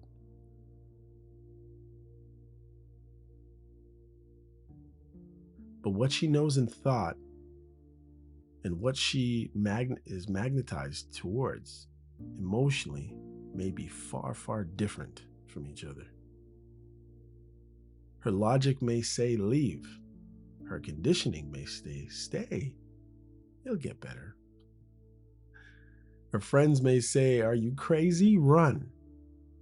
Her nervous system may still interpret that chase, that tension, that uncertainty, and that occasional reward, that cookie crumb, reward as emotionally alive.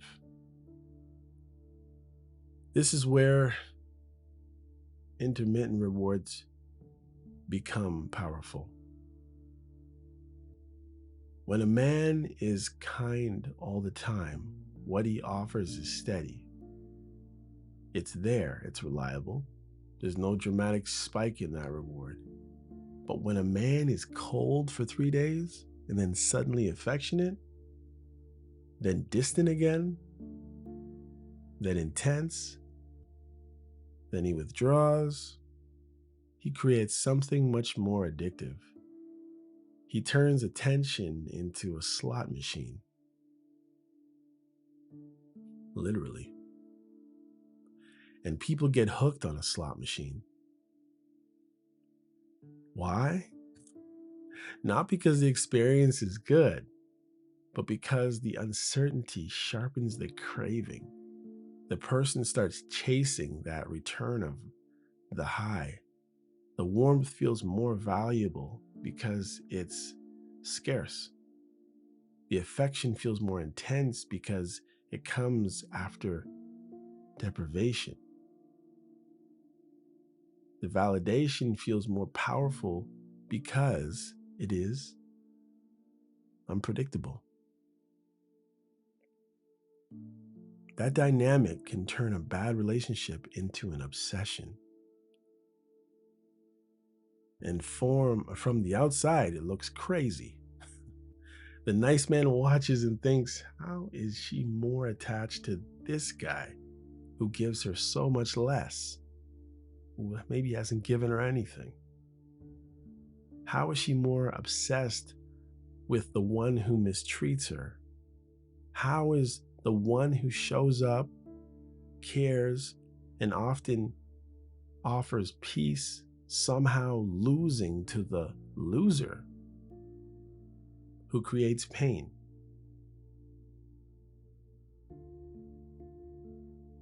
One answer is because the painful man is not just a partner, he becomes an emotional casino.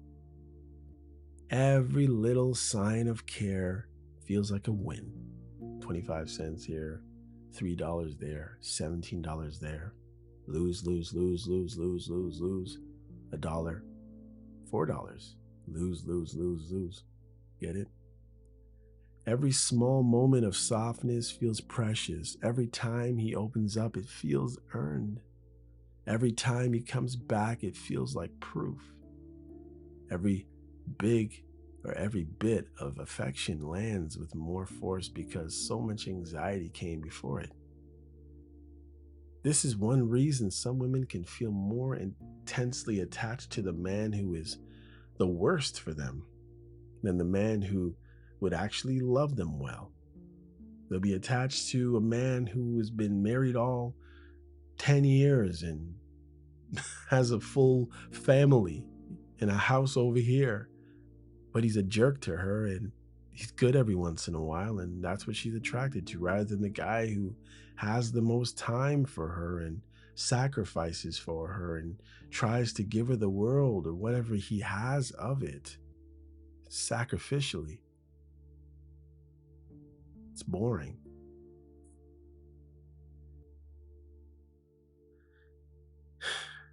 That attachment is not built on peace. It's built on a cycle, right? As I was saying, tension, relief, distance, reward, confusion, hope, disappointment, desire, repair, repeat. That cycle wires itself into the body. And again, this is not just a woman problem. Men do it too. Men get attached emotionally to unavailable women, seductive women, chaotic women, women whose attention feels hard to secure. Happens all the time.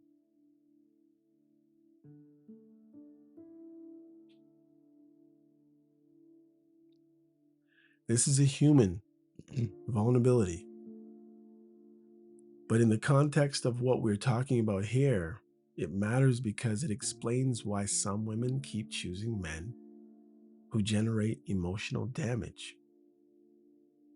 Part of the answer is that danger feels active.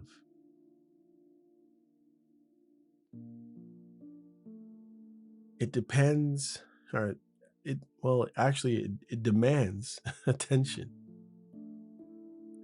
It sharpens your focus. It creates longing. It creates a heck of a story. Never a dull moment. Healthy love, especially at the beginning, can feel much less cinematic.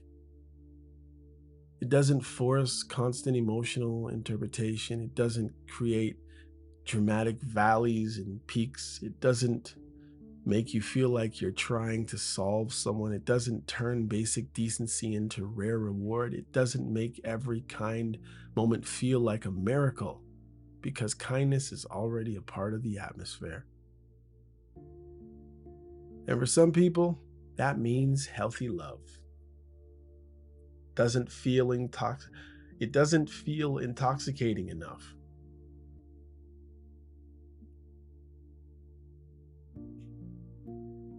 It's a painful truth, but it's real.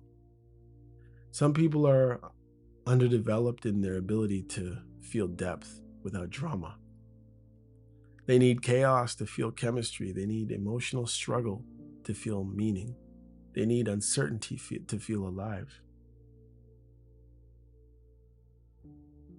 So when a stable man arrives, offering warmth, consistency, patience, straightforward care. They may appreciate him with their mind, but it doesn't ignite in their body. And of course, it's not because it has no value. It's because her emotional instrument is just tuned to another frequency. And that's why so many decent men end up hearing lines like, "You're amazing, but something's missing. I don't know why, but I just don't feel it enough. You're everything I should want. I wish I felt more. You're too good for me." A lot of those lines are clumsy attempts to describe a mismatch between health and wiring. She can see the value.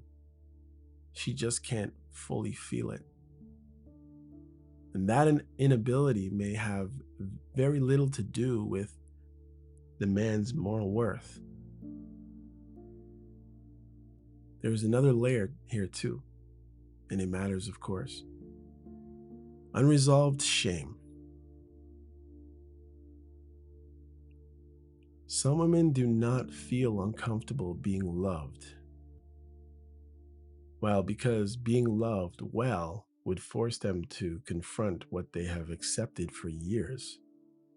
It would expose how low their standards have been in what they have done for love and for people and for different people. It would stir up grief of what they've lost, maybe of themselves. It would stir up regret. It would shine lights on wounds they have survived by normalizing bad treatment and lowering and debasing themselves and staying in the mire, in the muck, allowing all kinds of stuff to happen. Sacred things. So instead of receiving healthy love, they move towards what fits their current self-concept. If deep down a woman feels damaged, unworthy, compromised, or emotionally fractured, then a chaotic relationship may fit her inner world better than a peaceful one. Not because she's consciously wants pain, but because peace asks her to become someone new. And becoming someone new is hard. It is easier for many people to just choose what confirms their inner world than what challenges it. Be careful, because a lot of the time these women and men will go through this type of situation, and that person, maybe as they say, will ghost you, get into something, and all of a sudden a call comes out of nowhere in a year and a half, checking in on you. Whatever happened to that guy? Whatever happened to that girl who treated me so well? So a woman who does not feel settled inside of herself may be strangely drawn to men who keep her in motion, men who keep her life in chaos, men who make her chase, men who make her doubt, men who activate her insecurity, men who allow her to repeat an old emotional script.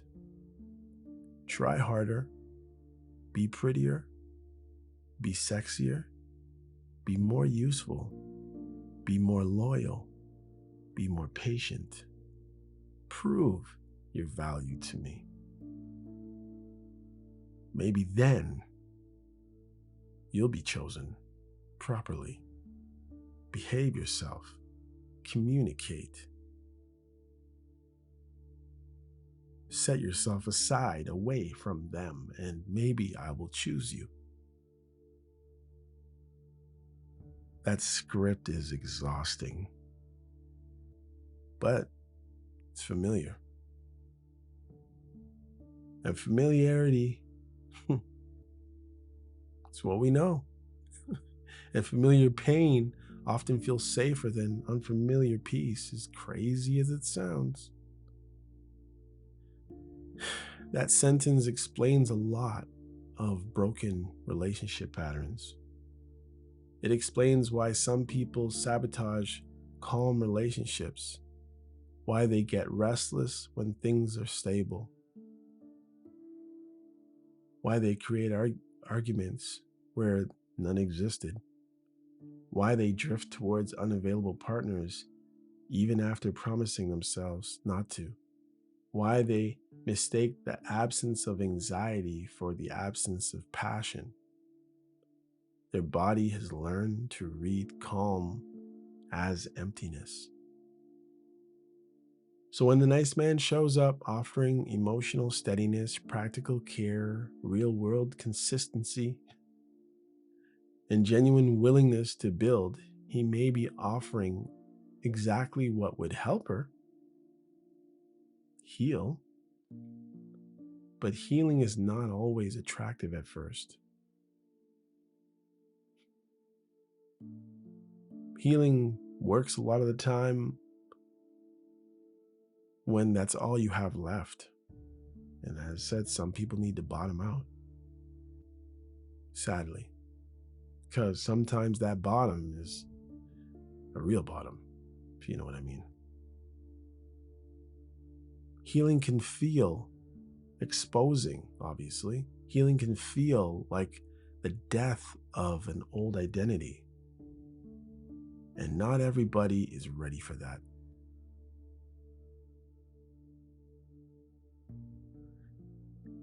And this is why men have to be careful not to confuse a woman's inability to receive them with proof that they had nothing worth receiving. Those are two very different things. A woman can genuinely fail to choose a good man because she is too attached to patterns that hurt her. That happens every day. If you don't believe me, just turn on a YouTube channel called Crime and All, or any of the other ones, where they show constant domestic disputes, fights, gunfights, murders, all kinds of abuse, just a whole plethora of it. It's in my algorithm for whatever reason, but it's interesting to me, honestly, because you just see, like, it's better than fiction. You know what they say? It's just people's lives, and you see these odd couples, these strange things that you wouldn't think, or people who are with people you wouldn't think they'd be with. A lot of time it ends up bad, sadly, for these women that choose bad. And sometimes, guys get angry that they're not chosen. They think, like, they're like, well, we had all this chemistry, I was so nice to her, she said she liked me, we had a few good moments, a few good days, a few good months, a few good years, but something always seemed a little off, and then she was off.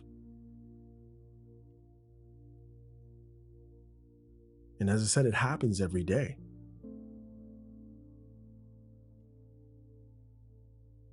And if the good man doesn't understand that, he may start twisting himself into knots, trying to become more toxic, more cold, withholding things, thinking that must be the answer. It's not.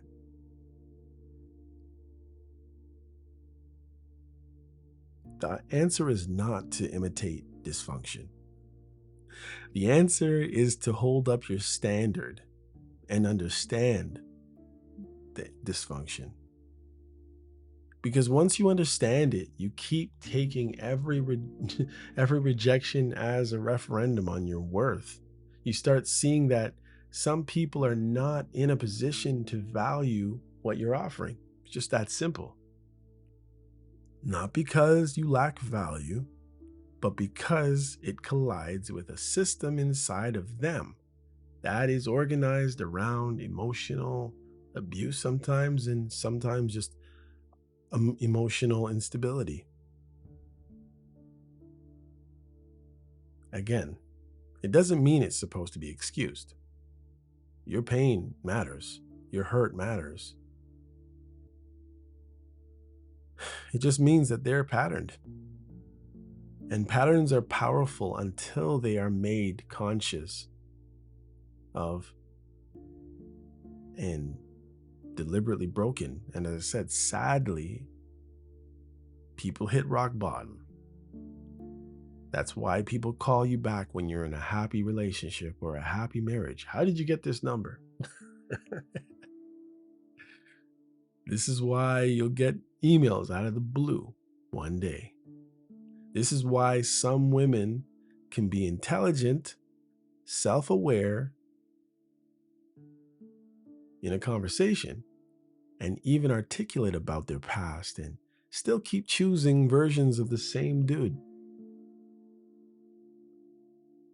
Insight is not the same as transformation. Naming a wound because you know what it is or where it came from is not the same as healing it. A woman can understand her pattern or pain with words and still obey her body. That is a whole another brutal truth. So when decent men encounter this dynamic, they have to learn how to read it. Not as a challenge to overcome, guys. Not as a puzzle that you can solve by being more patient or more giving. Not as a wounded bird they can rescue with enough love. But as a sign, simple. And sorry, but that's just what it is.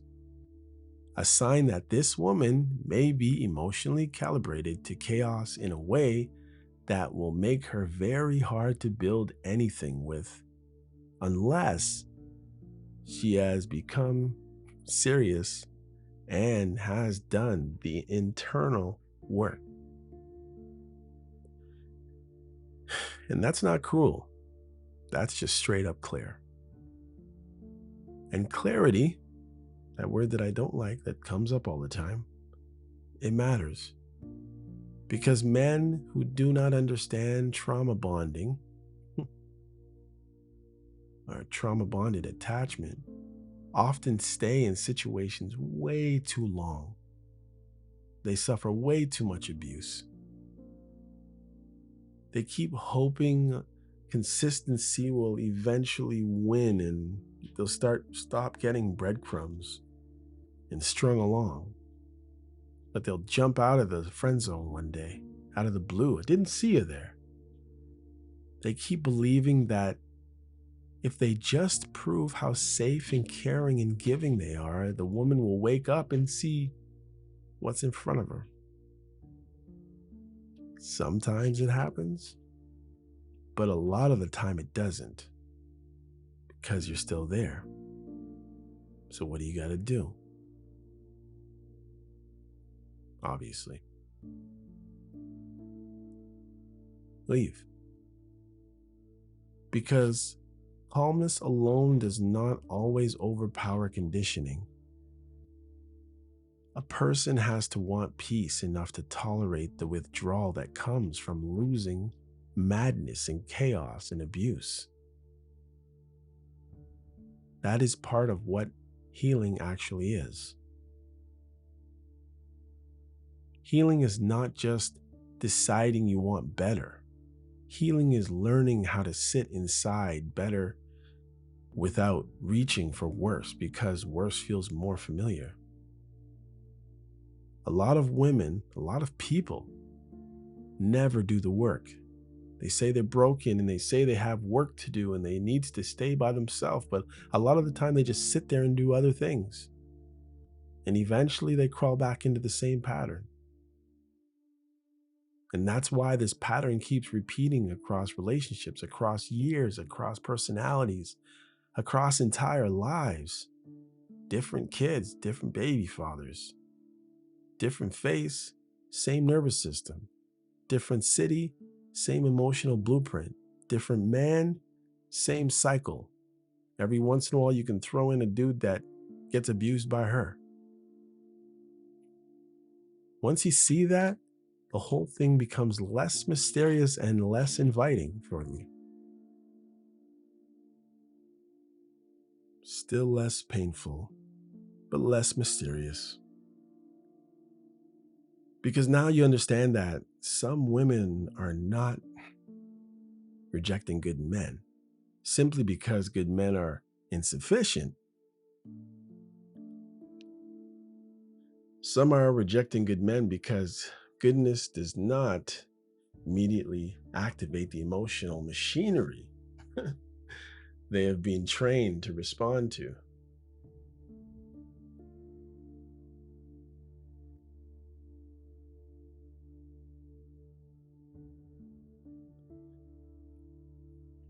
And as I said before, that's tragic.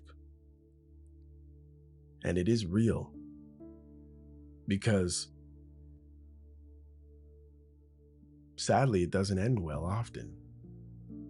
And I'm not sitting here, and I know it's probably late in the game to say it. I'm not saying that there are no bad boys, bad men who become good men and have learned the errors of their ways, because I've heard those stories as well. Not very many. And a lot of the time, those stories really do end up bad, or with a lot of trauma before everything ends. And sadly, a lot of the time, those women and men, by the time it's over, maybe the bad boy or the bad girl marries somebody else, the person that was trailing and chasing and crying over them and going through the abuse and all the drama, they've lived a life of not taking care of their physical self, their mental health, that they're good for nobody, not even their self, or even if they have kids. They're just distraught, many people. And it's really, really a sad story. And that's why I'm saying, not sitting here saying, yeah, let's just excuse them. Because what it is most are trapped in that pattern. And until they're willing to do the work, that's where they're going to be. Even if they take these lulls in the middle for months or years, it's real. And once you see that, the next layer becomes impossible to ignore, because trauma and chaos are not the only things shaping attraction. There is also status, right? Money, looks, Mercedes, Gucci, Fendi. And it goes on and on. Social image, fantasy, white picket fence, good hair, dark skin, white teeth, straight teeth, six pack. The list goes on. Maybe they're just photogenic. All their family is going to see from across the world of what you ended up with.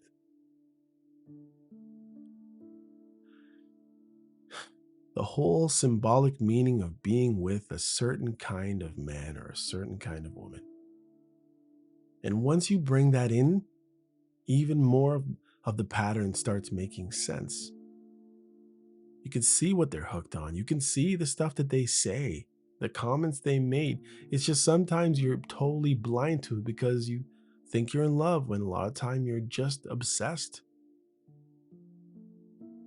And once you bring status, money, looks, and social image into this, even more of the pattern starts to totally, really, really speak to you if you're listening. Because attraction is almost never a private emotion.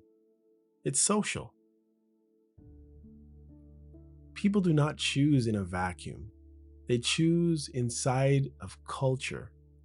Is he too old? Is she too tall? Is she too fat? Is she too skinny? Is she too dark? Is she too light? Boom, boom, boom, all over. inside a dating market, inside fantasy. They absorb from media, peers, insecurity, ego, old wounds, and the desire to feel elevated. And sometimes, unfortunately, it is packaged in someone that is no good to them, for them at all. And once you see that, a lot of the confusion in the relationships, the choices start looking less random. Because sometimes a woman is not only responding to a man's personality, she's responding to what that man seems to represent. Power, freedom, financial freedom, luxury, excitement, protection, sexual status, social proof, a certain lifestyle, a certain image, a certain feeling of having won because they've felt like a loser most of their life. And that can be incredibly powerful. This is one reason decent, everyday men often feel like they are competing in a game that is not being judged by long-term character from the start. And they feel like everybody else has a head start on them. Because in many cases, they do and they are. A man who works hard, pays his bills, cares about his family, has a modest lifestyle, wants a real partnership, may be offering something deeply valuable, but if another man enters the picture carrying visible status, stronger sexual confidence, better looks, more money, more style, he has a house paid for, more social dominance, or a more cinematic lifestyle like The Notebook, the first man can get emotionally overshadowed before his deeper value ever even gets a chance to kick in and be felt. It's not always fair. Most of the time it's not. But it's real. And to be honest, both men and women do this in their own way. Men will overlook instability, entitlement, selfishness, or emotional chaos if a woman is beautiful enough. I'll deal with it.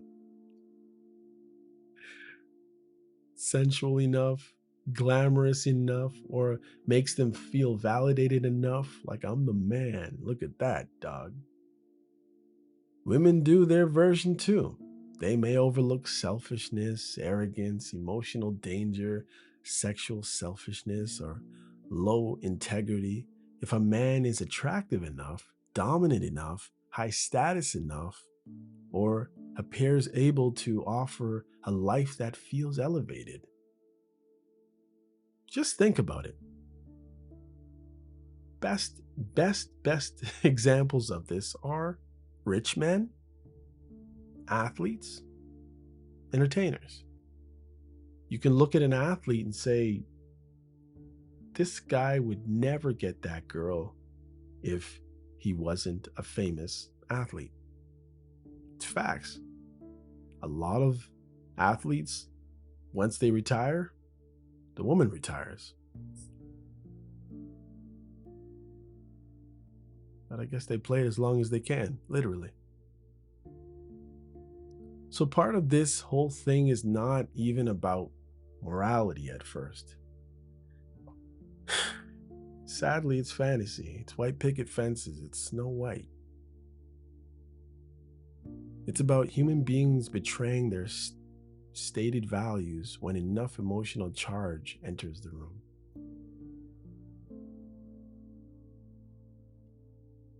That is one of the most important truths in this whole conversation. People often have two value systems, the spoken one and the one they reveal through their desires and through their actions. And those two systems do not always match.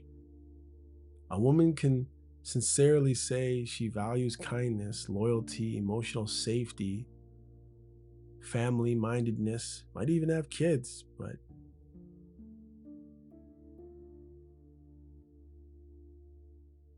maybe they want consistency. They say they want consistency, but when a man with edge, money, looks, confidence, social gravity shows up, and you can show him off to your girlfriends, look at my man.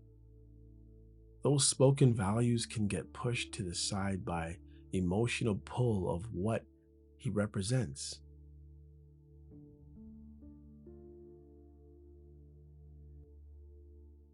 And on the guy's side, I know guys do it a little bit, but not as often. Most of the time, if a guy finds, and this is what I'm talking about here, is if a guy finds a woman that he finds beautiful or attractive or desirable, and he has buddies or he has friends, most of the time he's not going, here, look at this picture of this girl I'm with, man. Sometimes. Most guys don't need that validation. They know what gets them going.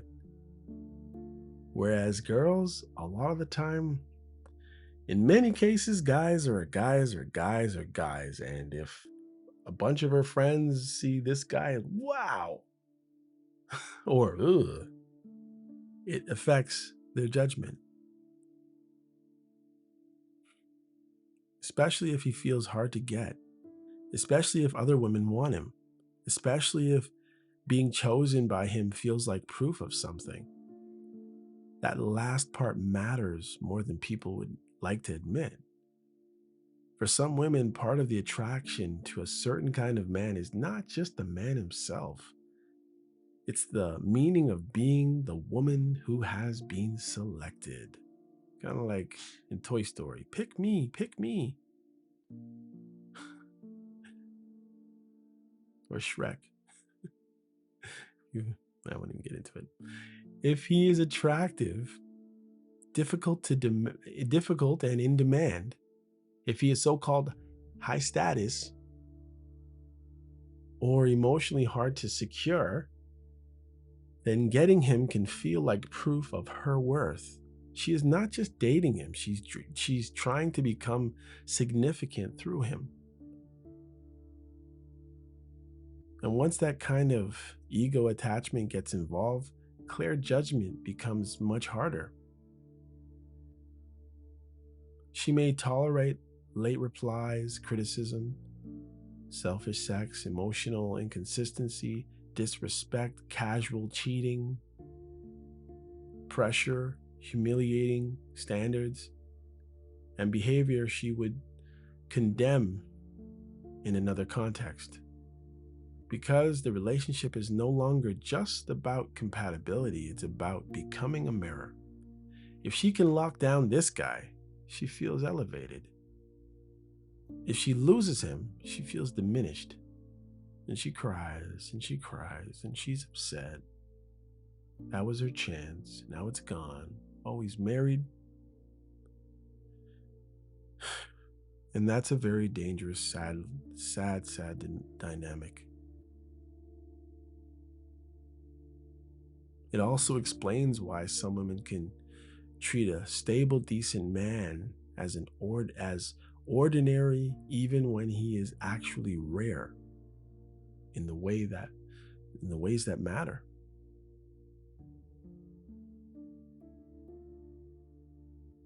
Because rarity is substance. It's not always visible.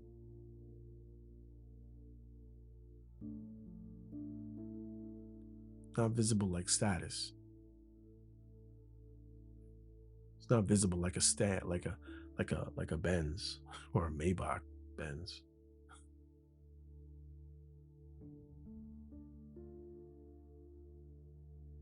Or a Porsche. Or a Bugatti. Or a Ferrari. Or a Rari.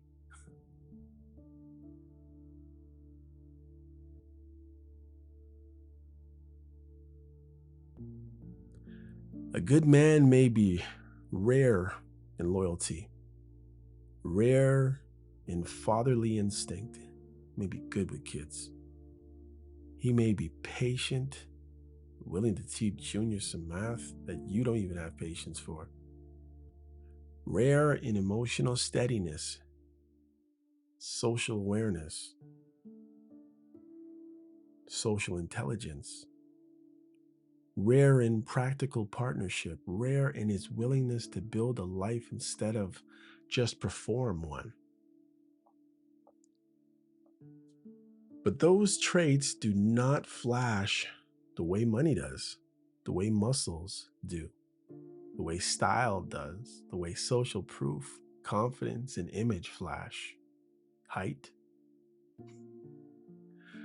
So early on, the good man may register as safe but ordinary, while the more dangerous man registers as special. Sometimes she latches on to a good man until she can get the type of man she really wants.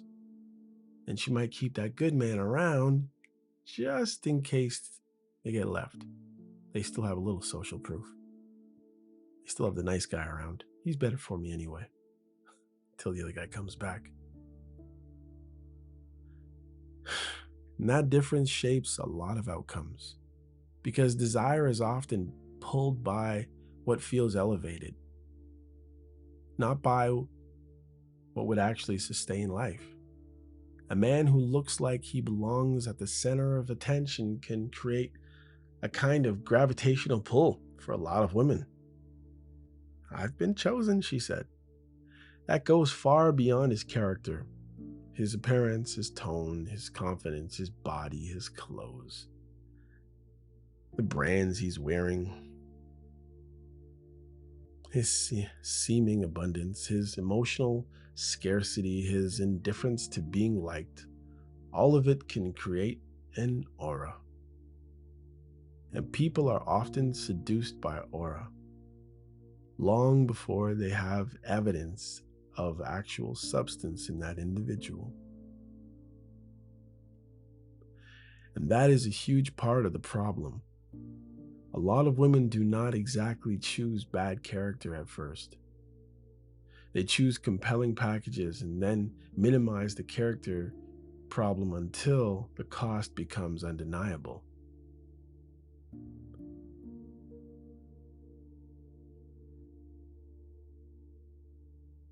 Now, money deserves its own place. Money is not evil. Wanting financial security is not necessarily shallow.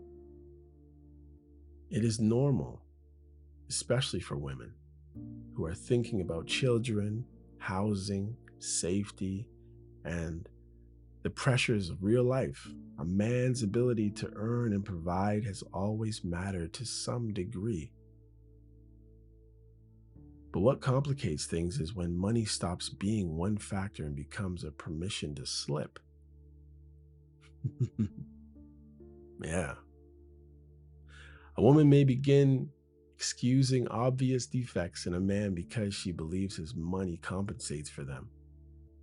She may tell herself that his harshness is the price of ambition, his selfishness is the price of success, his absence is the price of being driven, his arrogance is the price of being exceptional, his entitlement is just part of how powerful men are. And that is where money starts distorting moral judgment. And from the decent working man's point of view, this can feel infuriating because he may be out there doing real labor, paying what he can, trying to live honestly, caring for people, doing for people, wanting a family life he can actually participate in, not trying to become some giant public figure, not trying to build a life where he gets home at 11 every night because he is endlessly chasing more. He may want enough money to live well, not enough money to turn himself into an institution. He may want to come home and see his kids and sit with his wife and have a hobby and breathe a little and actually enjoy the life he's working for. And yet in some women's eyes, that can read as unimpressive. Why? Because in culture built around visible status, ordinary responsibility is often undervalued until people get older and finally realize how rare and precious that actually is. That is one of the bitter truths that men have to discover. It's kind of like how people, when they're young, think they're going to live forever and they can deal with everything, you know?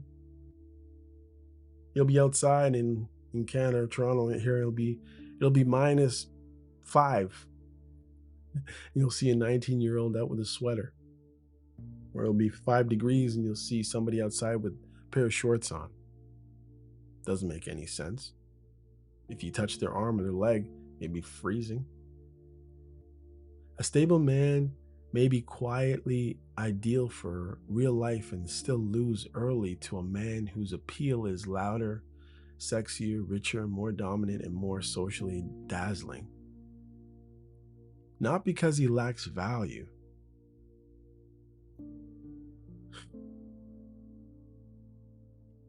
but because his value is not theatrical. It's not part of the culture, because the culture rewards theatrical.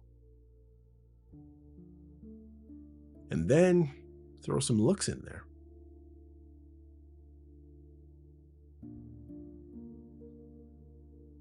Physical attraction matters. It matters to men and women both. Height, body, face, as I was saying earlier. Even your voice, style, energy, sexual confidence, all that changes how quickly somebody gets felt. Pardon the pun again. Some women will absolutely tolerate more from a handsome man, fit, stylish, socially powerful man, than they would from a plain man with flaws and his shoes came from Walmart. The exact same behavior can be read differently depending on who it's coming from. A colder man can be read as mysterious if he is attractive enough and drives a Mercedes. A blunt man can be read as strong if he has high status enough. A selfish man can be read as exciting if he has enough pull. That is noble. It's not noble, but it's real. And again, men do their own version of this all the time. So, the honest way to frame it is not women are shallow. The honest way to frame it is this. Human beings often forgive what they should not forgive when beauty, status, power, and fantasy are attached to it. That sentence covers a lot of territory.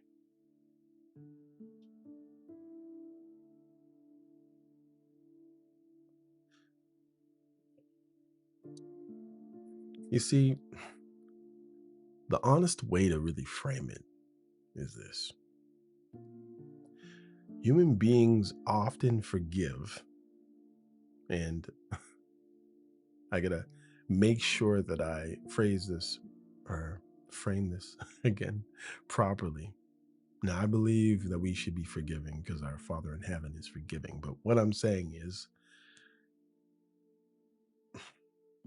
we often let things go. How about that? When it comes to things that we shouldn't let go. When beauty, status, power, fantasy are attached to it, we give people what Jamaicans would call a bly. We pardon people when they have status, when they have money, when they fulfill a fantasy, or maybe utils of satisfaction in our life some way, when we shouldn't. That sentence covers a lot of territory, as I was saying earlier. Now let's go one level deeper in the social side. Some women are not only choosing a man, they are choosing what being with that man says about them. This is where pair perception, image, and status competition enter the picture, as I was saying before. A man may a man may make, why is it? It's like a tongue twister. A man may make a woman feel envied. He may make her feel upgraded. He may make her feel like she's won. He may give her a social story to inhabit, almost like a fantasy or a movie. Bridget Jones' Diary or something. If he is especially attractive, high earning, desired by others, stylish, maybe even British, powerful, or difficult to secure, then being associated, being the woman on his arm, can boost her identity automatically in the eyes of her peers and in her own internal ranking system. Sometimes when she's just about to go over the edge, if she can find somebody who brings back the youth or makes her feel like she's young, that can do something. That can overpower other considerations because now the relationship is doing double duty.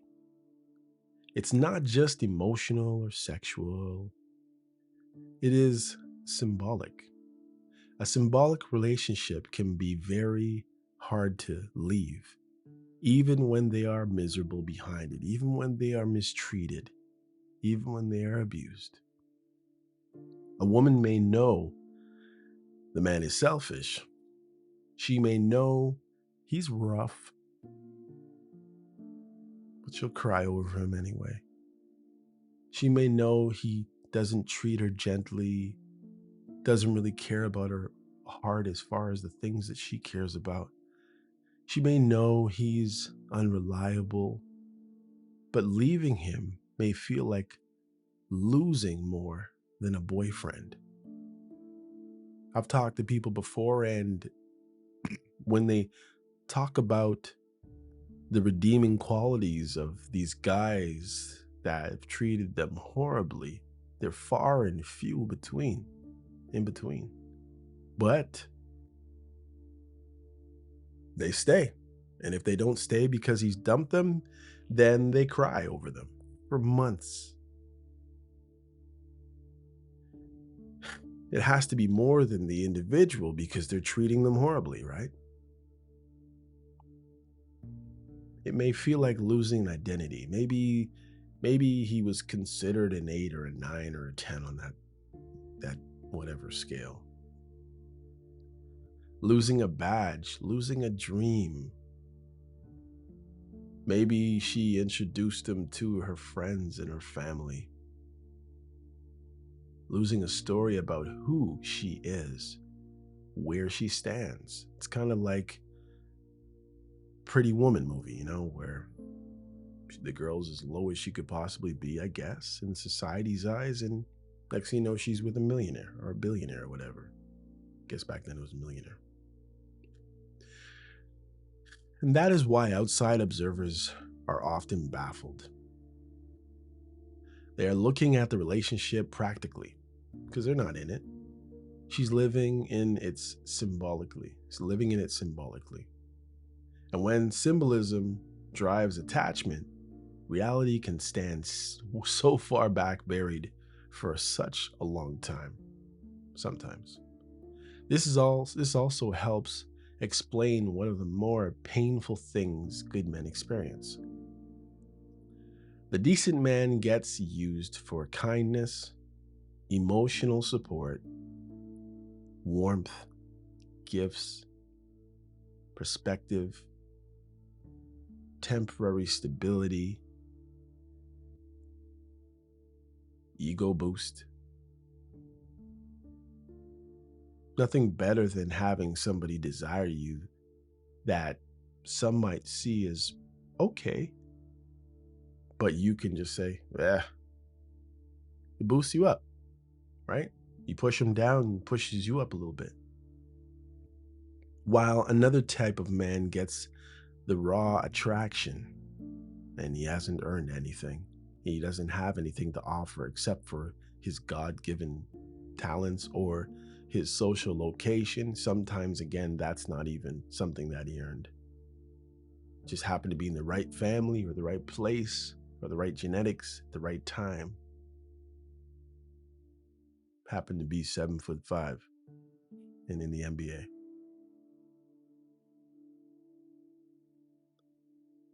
The exceptions, the tolerance, and the rule breaking.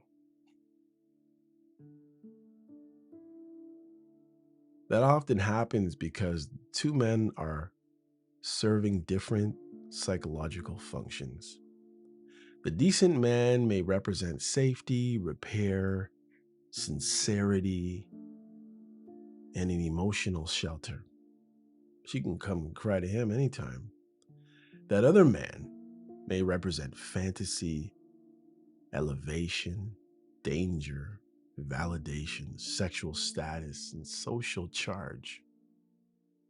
And if a woman is still organized around fantasy more than partnership, maybe she's still young thinking, she may keep reaching for the second man even while speaking warmly about the first. But that's devastating to the first man because it makes him feel like substance is being outranked by spectacle. And in many cases, it is. At least for a while. The trouble is that spectacle ages badly. Image gets expensive, fantasy burns out, dominance without conscience becomes exhausting, status without tenderness becomes lonely, money without character becomes cold, looks without loyalty become hollow. And of course, we know that looks are fading in many respects. And as you get older, the shine of that shiny thing dims just ever so much every once in a while. And maybe that which wasn't glittering so much now turns to gold.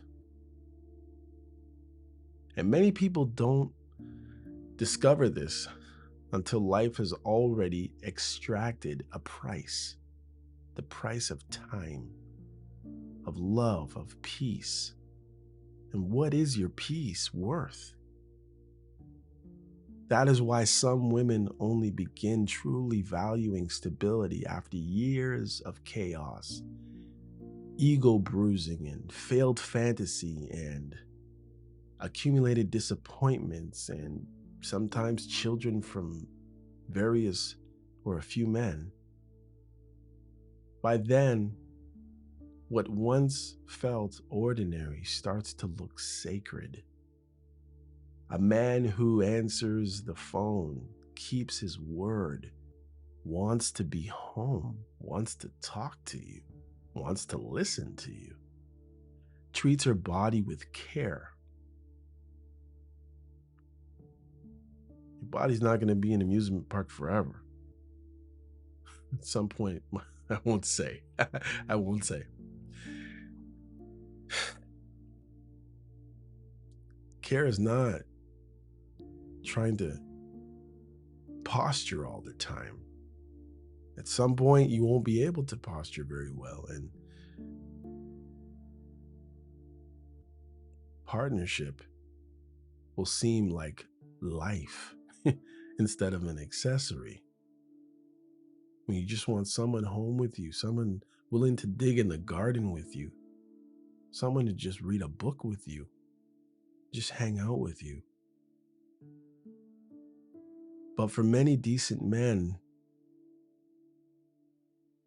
that realization comes late and feels insulting when it does. Some never got a chance to have kids. Some never get into a stable, full relationship.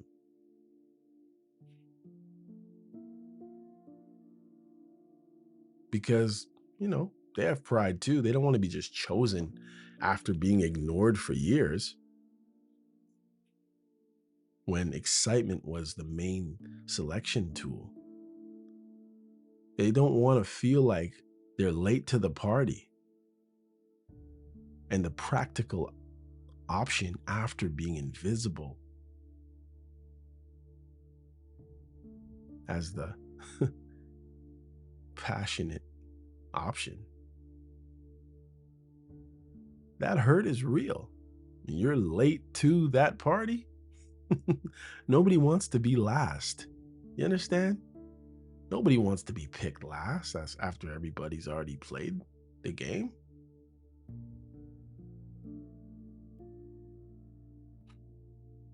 Still, the deepest lesson here is not that women only care about money and looks. That's too cheap to say.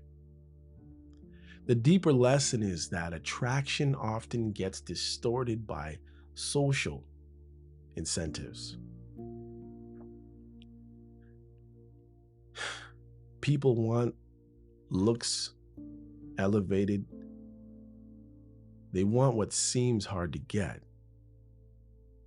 They want what other people value. They want what boosts identity. They want what symbolizes winning.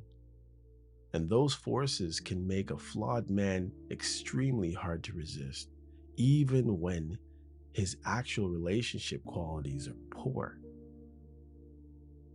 And that is the social pull of the wrong man. He is not just a man, he is a package of meanings. And until those meanings get broken apart, a lot of women will keep mistaking status for substance, image for depth, confidence for integrity, and visible power for relational value. That confusion costs people years. Sometimes the so-called decent man will finally get his chance at someone that he values, and he might find out that the only reason why he's getting his chance is because maybe the person needs a second income. And maybe by happenstance, maybe she gets fortunate and she doesn't really need his pennies anymore and she can kick him to the curb. Maybe she just needs him to sign on something for her so she can live life the way she wants to live. And once you understand that, the question gets even a little sharper. Because one of the most frustrating parts for the decent man is not just that women choose the wrong man, it's often that they stay. Even after the evidence is obvious, even after the mask slips, even after the damage becomes undeniable. So the next thing we have to talk about is this. Why do some women stay with the wrong man even when they know better?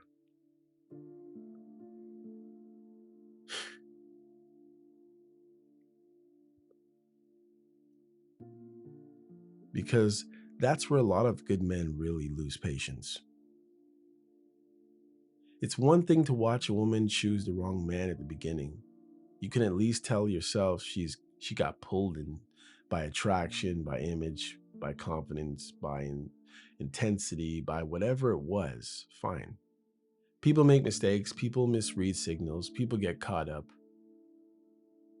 But what really confuses men is what happens after the mask has already slipped. After she has seen the selfishness, after she has felt the coldness, after she has cried over the same behaviors many times. after she has told her friends how bad it is, after she has admitted he's not good for her, after she has already gathered enough evidence to leave. Sometimes he's not even good to her kids. And still she stays. Or she leaves. Not really. She leaves physically, but not emotionally, and that's sometimes what the so-called decent man gets in marriage. She says she's done, but she keeps answering her phone. She keeps answering texts. Sometimes she hides and answers texts, even when she's with the so-called decent man. She blocks him, then unblocks him. She swears it's over, then folds the moment he comes back with just enough attention, apology, money, or a desire to reopen the wound. This is where a lot of decent men start asking a brutal question. Does she actually want out, or does she just want relief between rounds? That's a hard question, but sometimes it's the right one. Because knowing better and doing better are separated by a huge emotional distance. A lot of people think the problem is information. If they just knew how good of a guy I was, she'd love me. They think once somebody sees the truth, the rest should be easy. But leaving a bad relationship is rarely just about seeing clearly. It's about breaking attachment, breaking fantasy, breaking identity, breaking habits, breaking hope. And hope keeps people chained. A woman may not be staying because she enjoys pain. She may be staying because she still is in a conversation with a imagined version of that same guy. Not the man as he behaves consistently, not the man he has shown himself to be over time, but the man from the peak moments, maybe right at the beginning. Maybe the man that all her friends saw and said, "Ooh, you got a good one."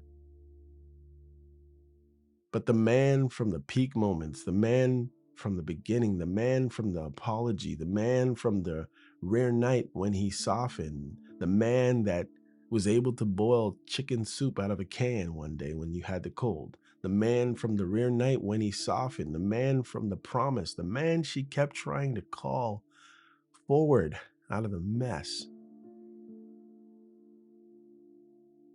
That imagined version can be incredibly hard to let go of, because once a woman becomes attached to the idea that there is something powerful, wounded, redeemable, lovable, extraordinary inside of him, like the beast in Beauty and the Beast, like as the story goes, the relationship stops being about what is happening. It becomes about what could still be. And that word might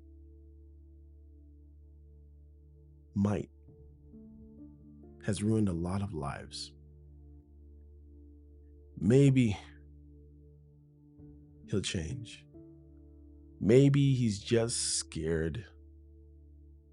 Maybe he loves me more than he knows how to show. Poor baby. Maybe this time he meant it. Maybe he just needs the right woman, and I just need to keep altering myself until he's satisfied, because I know one day he will be, maybe. Maybe if I hold on a little longer, we'll get back to what we had for 2 weeks or 3 months. Well, we had a baby, so. People can spend years inside that word. And from the outside, it looks irrational because the evidence is already there. But from the inside, the person often attached to, not to the daily reality, but to the possibility of finally being the one who makes the relationship actually work. That's important because for some women, staying with the wrong man becomes a mission because you have kids. It stops being, is this relationship good? It becomes, can I somehow get a W, a win at the end of everything while it's all said and done? Can I be the one he finally treats right? Can I be the one he finally opens up for? Can I be the one he chooses fully? Can I be the woman who succeeds where others have failed? Can I extract tenderness from a man who withholds it from everyone else? Oh, he's just mad at his mother and all women.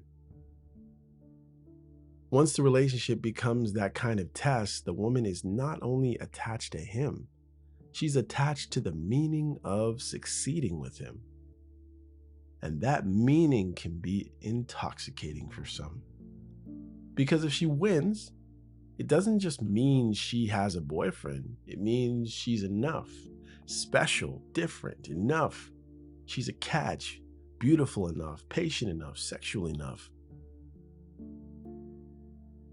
So stop desiring to be with other women or an add-on. Loyal enough, powerful enough to crack open the man nobody else could secure.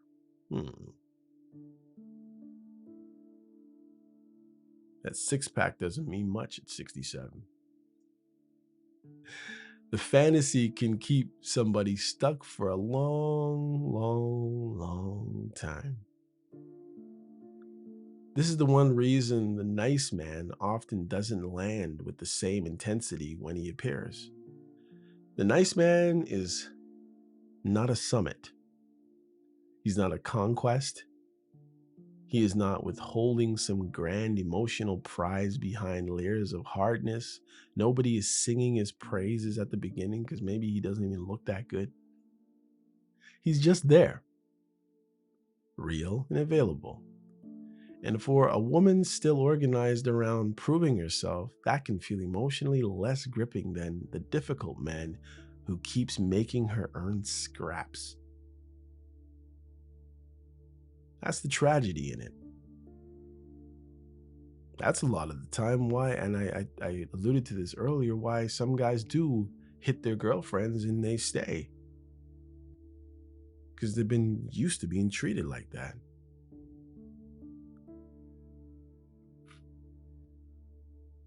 The healthy man often offers relationship. The unhealthy man often offers emotional drama dressed up as significance.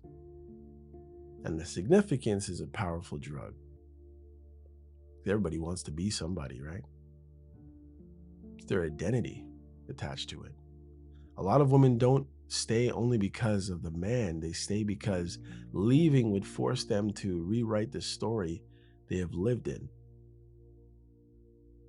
She's defended him to her friends, defended to her family. Yes, this is the right one finally. Defended him to herself, maybe her kids, invested time, emotion, sex, hope, maybe children, money, years. Then leaving isn't just about leaving him. It's about leaving a lot of things. Leaving means admitting something painful. I chose badly. I wasn't enough for this guy. I ignored what I saw.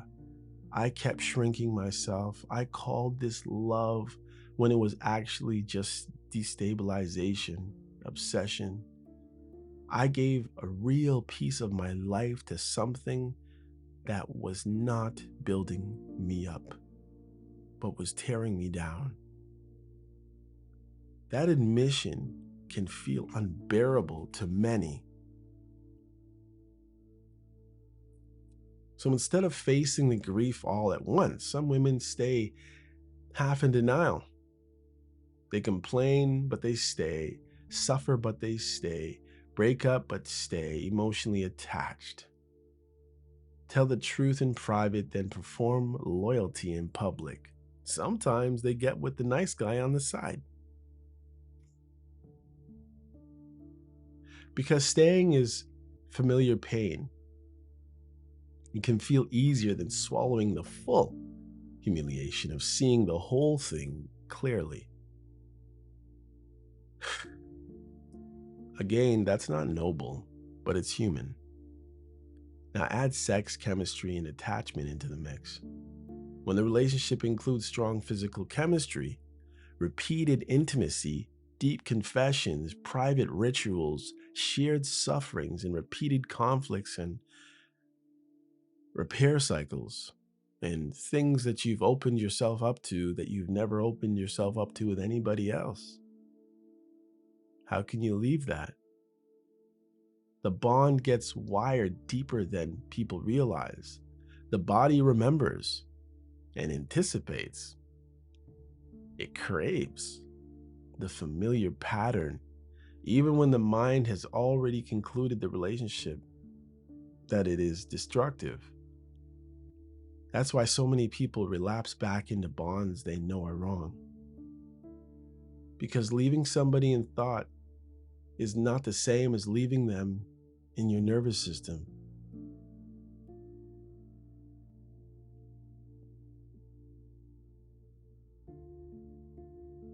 Sometimes she leaves him, she finds out that he has somebody else, and she leaves him for 2 months and then she goes back. And she leaves him for a year and goes back. And if the man is skilled at re-entry, oh boy, if he knows when to show his softness, if he knows to give her exactly what she needs when she needs it, he knows when to and how to apologize, when to be sexual, and when to act wounded, and when to promise just enough, he can reopen the bond again and again and again and again, like a candy store. This is where a lot of decent men get used in painful ways. A woman will come to the good man after the rough man wounds her. She wants listening, steadiness, perspective, warmth, maybe even tenderness. She wants to feel human again. She wants to feel good again. And the decent man, because he has a heart, often gives it, kind of like how she does, to the other guy. He becomes a temporary shelter. He helps her, regulates her. He reminds her what a respectful treatment feels like. But unless she has truly detached from the chaotic bond, she may still return to the very man she was crying over. Probably will hide it eventually, because it's embarrassing. That experience can harden a good man for years. Maybe she tries him again, but this time he says no. Because from his side, it feels insane. He thinks, I'm showing you exactly what care looks like. I'm showing up, I'm real, I'm here. And you're still drawn back to that man who made you unravel. Yes. Because care is not always enough to break addiction.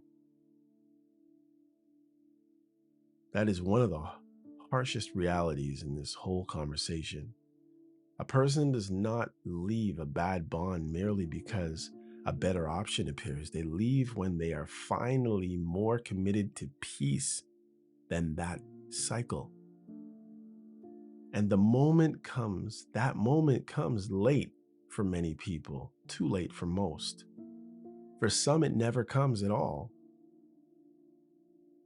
And there is fair.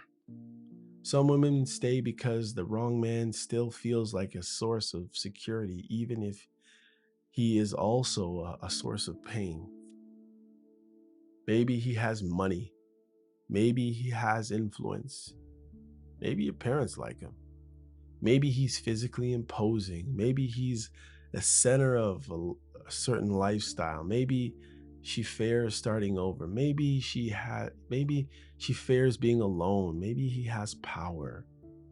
Maybe she fears aging, losing status, losing access, losing the fantasy of the life she imagined. Maybe she's not as cute as she used to be. Gravity, maybe he's not being that kind. Maybe she's wrinkling and graying earlier than she thought. Maybe the weight's piling on in weird places. Fear can glue people to miserable relationships for a long time. A woman may know the man is wrong. A woman may know the man is wrong indeed. But the alternative may feel emptier, scarier, more humiliating than the misery she already knows.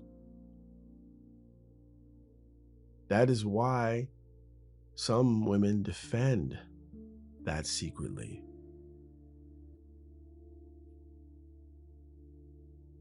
Some guys, when they get enough over them, can say, you know what, I'm leaving you. I have somebody else over here. If you want to stay, you can stay, but just understand I'm going to have other women. And even in that situation, many women stay. How sad.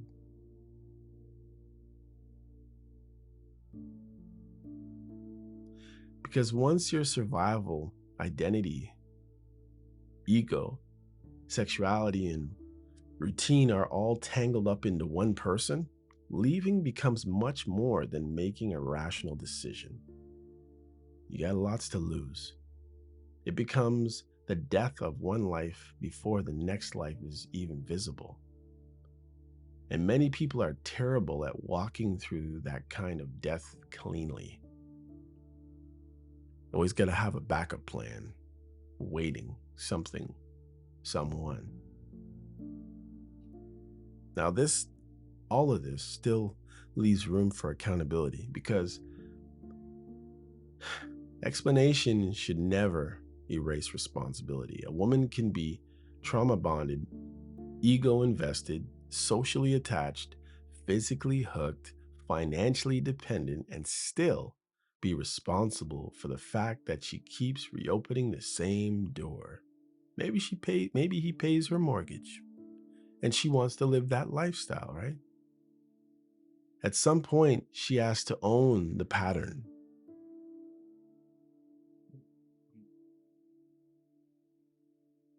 At some point, she has to stop calling chaos fate and start calling it choice.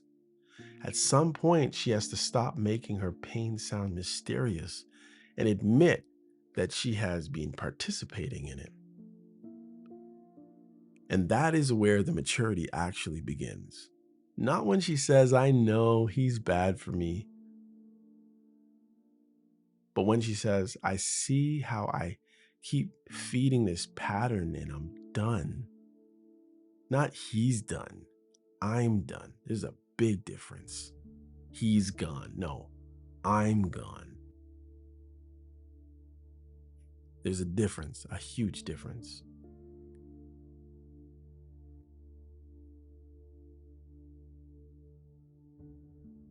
It's a different level of consciousness. And until that shift happens, good men need to be careful. Because one of the biggest mistakes a caring man can make is assuming that because a woman is suffering, she's ready. Suffering does not mean ready. Complaining does not mean ready. Crying does not mean ready. Confessing does not mean ready. Even leaving does not mean ready. Sex does not mean ready. Ready means she has actually become unwilling to keep participating in the cycle. That is different. A lot of men who are naturally caring, Captain Save a Girl, get trapped because they confuse distress with readiness. They want to be somebody's hero. They meet a wounded woman, they want to patch her up, right? Chivalry is not dead. He thinks that their his steadiness, patience, his loyalty will help her transition into something healthier. Sometimes it does, but often she's not transitioning. She is simply recovering enough to return back to the chaos. Patched her up, right back in the fight, like an MMA fighter.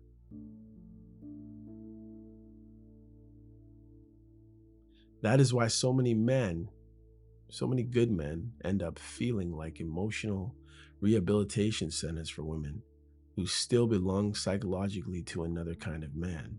And that's why guys really need to watch it. That experience breeds a lot of resentment. You'll end up overgiving. You'll give your share, and you'll give the share that she didn't get from somebody else. And she will welcome it because it's going to breathe life back into her that was sucked out by somebody else. But the lesson is not never care. The lesson is do not make the mistake. Temporary openness for real transformation. Transformation is costly. It changes behavior, not just language or phone numbers. It changes choices, not just moods. Matter of fact, if she really refuses to change her phone number, that tells you right there. Anybody can be blocked today and be unblocked tomorrow, or when you piss them off. It changes what a person will no longer tolerate, not just what they complain about after tolerating it. That's the real test. So why do some women stay with the wrong men even when they know better? Because knowing is mental, but leaving is emotional. It's in your nervous system. It's in your body. Because hope is addictive. Because identity is sticky.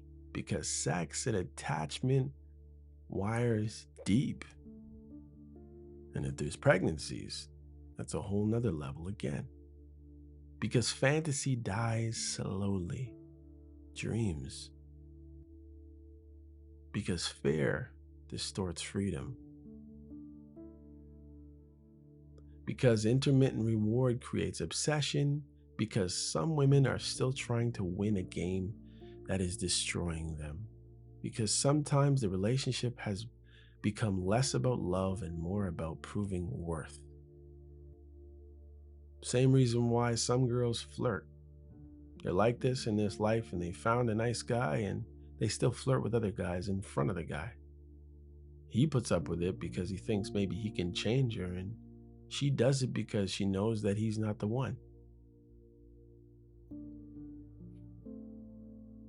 All of that can keep a woman attached long after the evidence is clear, straight into another marriage. And for the decent man watching, that right conclusion is not bitterness. It's just discernment. You begin to realize that not every woman who sees the truth is willing to live by it. Not every woman who complains is ready to leave. Not every woman who receives your kindness is capable of choosing it. And not every woman who calls you a good man is prepared to build anything with you. That clarity protects you because once you see that, you stop trying to rescue women from attachments they are still feeding, that they still desire. You stop treating your own decency as a ladder they will automatically climb. You stop auditioning for a role of healer in a story where chaos is still the main romance. And then a bigger consequence starts coming into view, because this pattern does not just create confusion in the moment. It creates damage over time. Damages the woman, it damages the man, it damages the children, it damages the people's ability to recognize healthy love when it finally appears. And that is the next thing we need to talk about. When people keep confusing excitement with value, the damage does not stay contained to a few bad relationships. It starts shaping whole lives. It starts getting mimicked. Parts of it even seep to children, and you don't even know it. That's the bigger issue, because at certain points, this stops being about who dates who and becomes a conversation about miseducation, about what people have trained themselves to respond to, about how many people are choosing based on sensation, fantasy, validation, ego, emotional charge, instead of choosing based on what can actually sustain life. And that drift is cost. It costs the women, it costs the men, it costs the children, it costs trust. It costs people ability to even recognize healthy love when it finally does show up. One of the first costs is distortion. Distortion. A woman who repeatedly chooses men who are rough, selfish, inconsistent, emotionally stingy, controlling, or sexually entitled often does not come out of those relationships clean. Even if she leaves, she may leave with a damaged nervous system, a warped sense of men, may even become an abuser herself, a more brittle relationship to trust.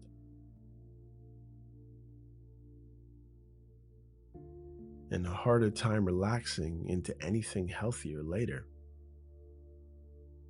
She may say she wants peace, but by then peace feels foreign.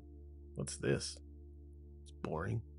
She may say she wants honesty, but by then she expects deception, or maybe she starts being deceptive.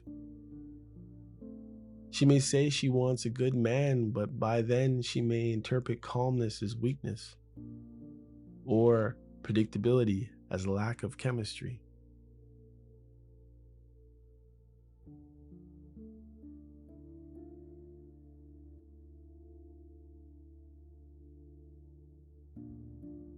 That is one of the cruelest outcomes of, of repeated chaos. It doesn't just hurt in the moment. It retrains people's perception.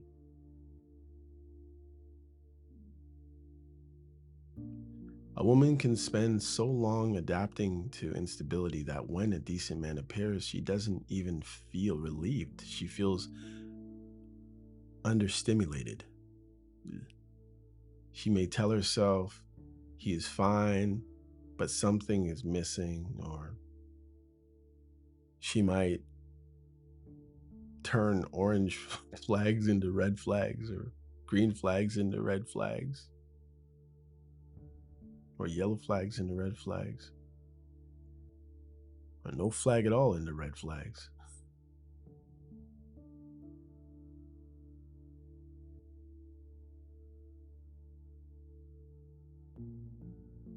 And what's missing is often not even love, but she'll just say something's missing. Maybe she actually loves the guy.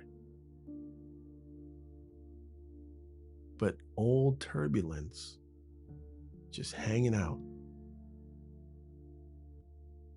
So now the very thing that could have helped her build a better life becomes harder for her to actually feel and accept and be a part of and grow with.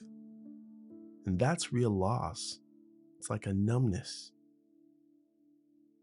And if children are involved, the cost grows again, because children absorb relationships, atmosphere, long before they understand relationships. When they see different people coming in and out of a house, or a certain guy out of a house who you can tell is not treating your mother properly, they watch and they feel tension. They watch disrespect.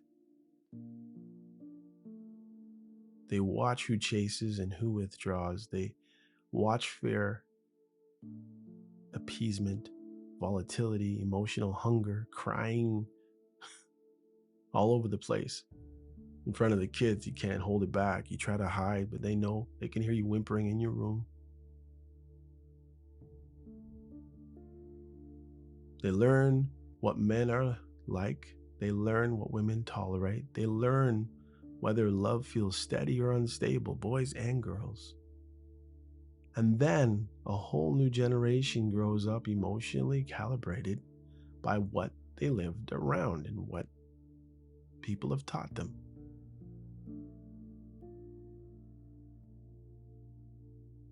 And that's how these patterns travel. That's how people learn them when they're small and grow up and desire that kind of treatment or give that kind of treatment. Not just through beliefs, through atmosphere. A daughter may grow up watching her mother stay attached to hard, selfish, controlling men and unconsciously absorb that that's what male power comes to, and that's emotional damage. A son may grow up watching decent efforts get overlooked while volatility commands attention and concludes that care is invisible and hardness is how men get leverage over women. Those lessons do not stay in childhood, they come up with them. They show up later in attraction and self-worth in marriage and dating and what people excuse and what they chase and what they call normal, average. All guys are alike, but they're not.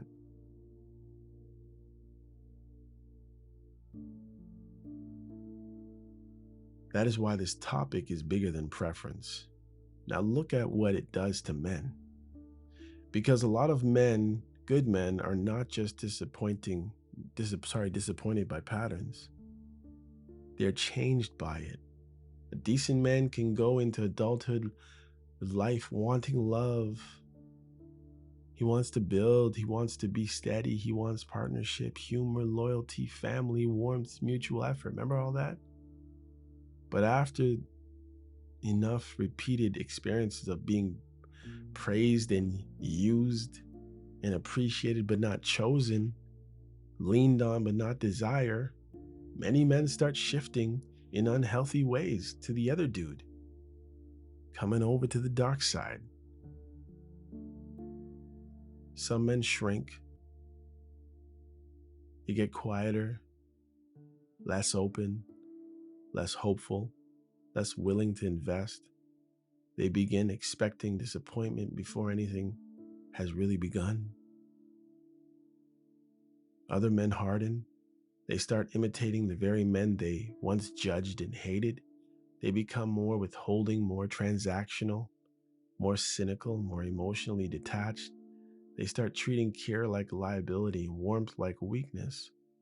Not because that's their true nature, but because the repeated contradictions and they're being conditioned just by sticking around that whole dynamic. And has taught them that sincerity seems to lose. That is one of the saddest effects of all this. It's somebody that was maybe raised right, that knew better, and falls into this out of the blue. No fault of his own. The world does not just hurt good men through rejection, it can train them out of their best qualities. And once that happens, at scale, everyone loses. Women lose because there are fewer genuinely warm, grounded men left who will still trust enough to love deeply. Men lose because they begin living farther away from themselves. They lose themselves. Relationships lose because suspicion starts replacing goodwill. And culture loses because dysfunction starts getting normalized as realism.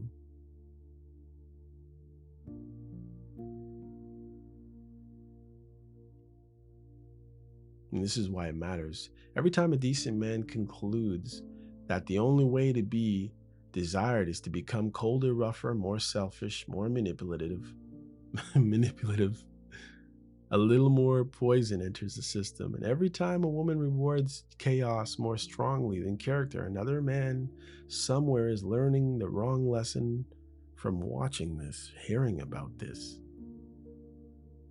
This is how confusion becomes culture. And then there's a cost of time. People do not think enough about time.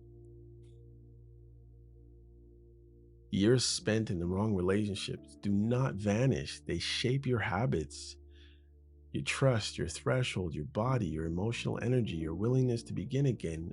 A woman can spend years tied to men who injure her peace, only to come out exhausted, guarded, suspicious, and less available to receive what she once claimed she wanted. A man can spend years being the fallback guy, the helper, the emotional safe house for women who never truly chose him, only to come out resentful, bitter, and no longer interested in offering that to anybody. Those are not small costs. Those are people's lives. And the older people get, the more those costs start accumulating in life and structure. By then, it's no longer just I dated the wrong person. It becomes I had children in the wrong dynamic. I normalized being mistreated. I stopped trusting. I built my identity around surviving chaos. I started seeing all men through the lens of the worst ones. I started seeing all women through the lens of the ones who used me. I confused disappointment with truth. The last one matters a lot. Pain often teaches partial truths and then tries to pass them off as complete ones. All women are alike. All men are alike. A hurt man may start saying women don't value good men, and that's not fully true. Some women absolutely do. A hurt woman may start saying men are all selfish, and that's not fully true. Some men are deeply decent. But repeated exposure to the wrong people can make selective pain universal. And that's another cost in the pattern. It corrupts perception. And once perception is corrupted, good people start missing each other. The decent woman becomes suspicious of the decent men. The decent man becomes guarded with the decent women. Both approach each other carrying the scars of what somebody else did.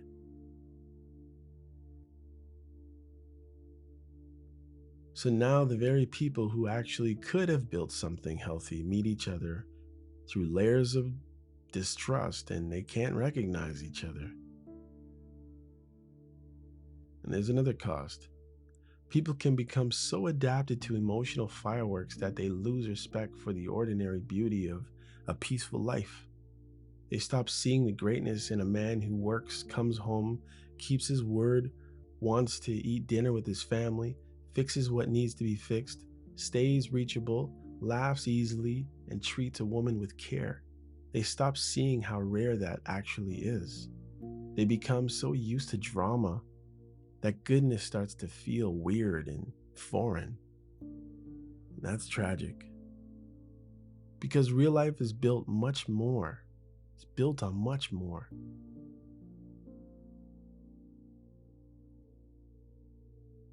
Ordinary goodness is so much more of an important thing than a spectacle. A stable marriage is ordinary in its rhythm. Faithful father is ordinary in its repetition. A decent husband is ordinary in the fact that he keeps showing up. A healthy woman is ordinary in the way she does not constantly manufacture drama. A peaceful home is ordinary in the sense that it often lacks fireworks. But ordinary is what builds lives. Ordinary is what raises children. Ordinary is what gives nervous system rest. Ordinary is what lets love deepen instead of constantly having to recover from damage. When people lose sight of that, they start sacrificing the architecture of life for theater and desire.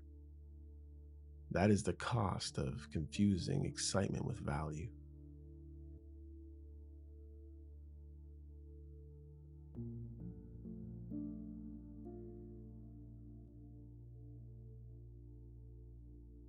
All right, guys. I'm going to stop right about there.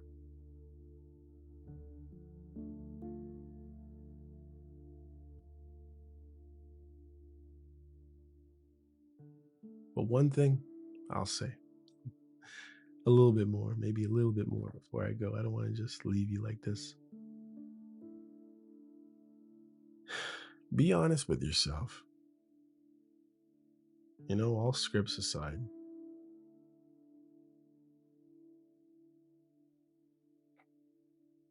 Stay doing stuff for yourself and loving those who need love, caring for those who need care. But don't forget yourself in the routine. Laugh and make others laugh. Strengthen your physical self, your mental self. Don't be scared of solitude. Make friends, be friends. Be good fathers, be good mothers.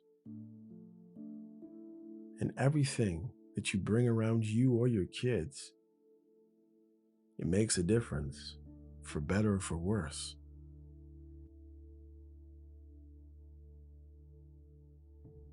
A good man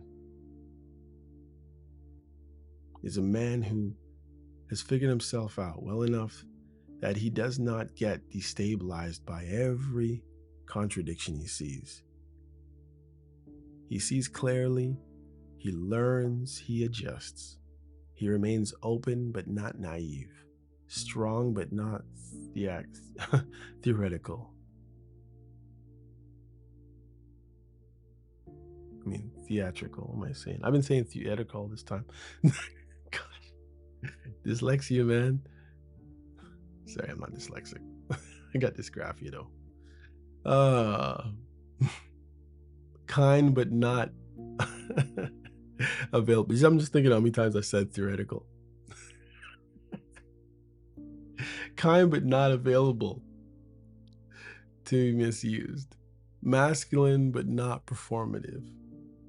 Discerning but not bitter. That is the target. So what should a good man actually do with all of this? Besides theoretical and theatrical.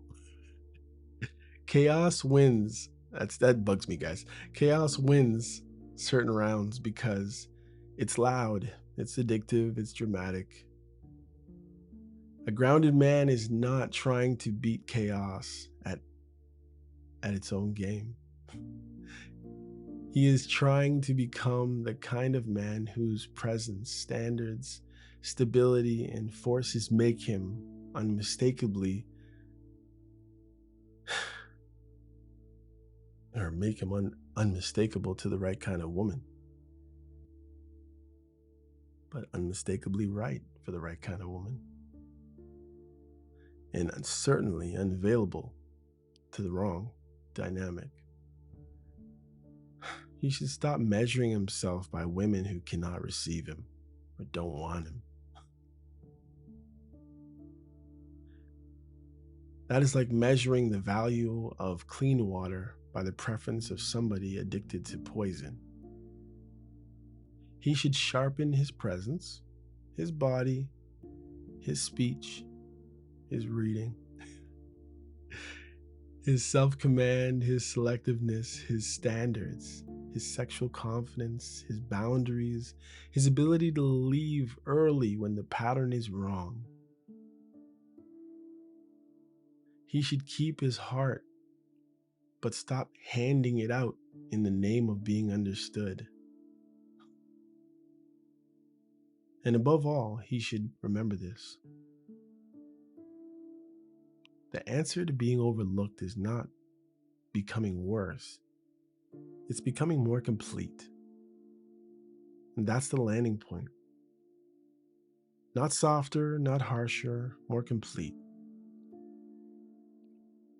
Following a good example.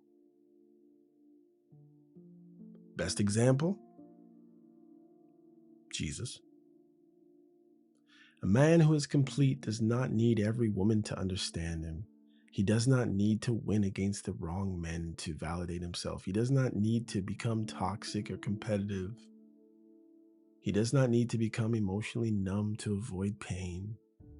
He becomes better at reading patterns, better at holding shape, better at choosing women who are capable of healthy attachment, better at refusing roles that diminish him, better at letting attraction and discernment work together instead of against each other. That is maturity in a man, and that is where this whole conversation should end. Not with complaints, not with revenge, not with surrender. With a hard-earned kind of masculine clarity. A lot of women are gonna go get pulled toward what hurts them. It's gonna happen. A lot of good men do get praised more than chosen. A lot of attraction in this world is shaped by damage, fantasy, status, emotional confusion. Fine. At least see it clearly. But don't let that turn you into a man who abandons his own depth.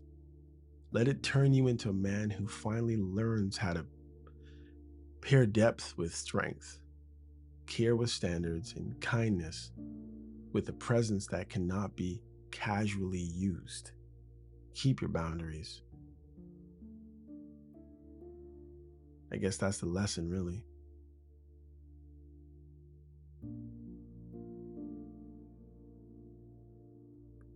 And don't worry if you're invisible to some, you won't be invisible to all. Anyhow, y'all, this has been a seriously long, theatrical podcast. My goodness. All right. Take care of yourself, y'all. This is MCM signing off. Till next time. Peace out. Hey, come check out You Probably Right podcast. Society is getting more unpredictable every day, but at the same time, predictable in its unpredictability. Say that 4 times real fast. Come with me as I attempt to find clarity in all the fog while staying way outside the box and kicking the box way down the road with my size 12 ducks.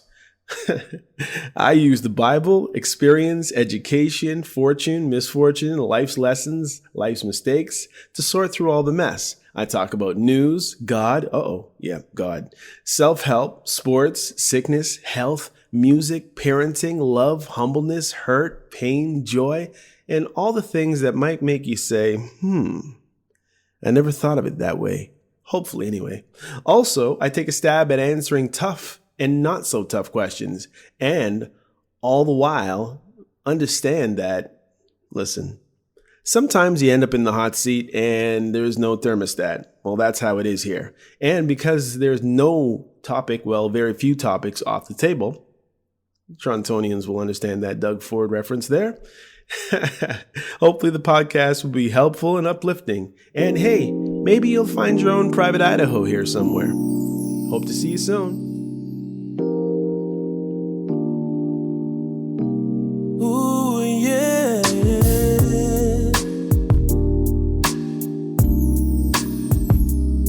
Listen.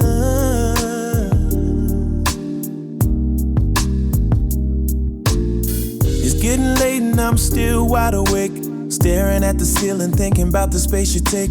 One day you're here, next day you're gone, and I'm just trying to understand where we went wrong.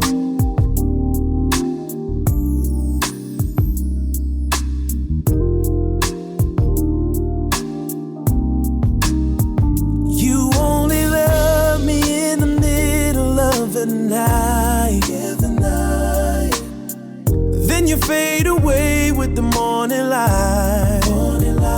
I need to know, is this for real? Tell me how you truly feel. Oh, yeah. I give my all, you give me half your heart. You say the words, but we just stay so far apart.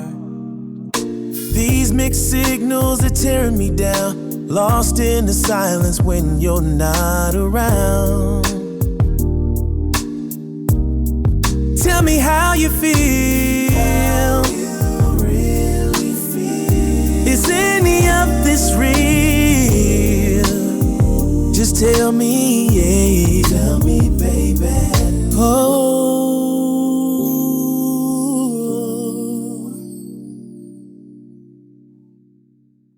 You only love me in the middle of the night. Then you fade away with the morning light. I need to know, is this for real?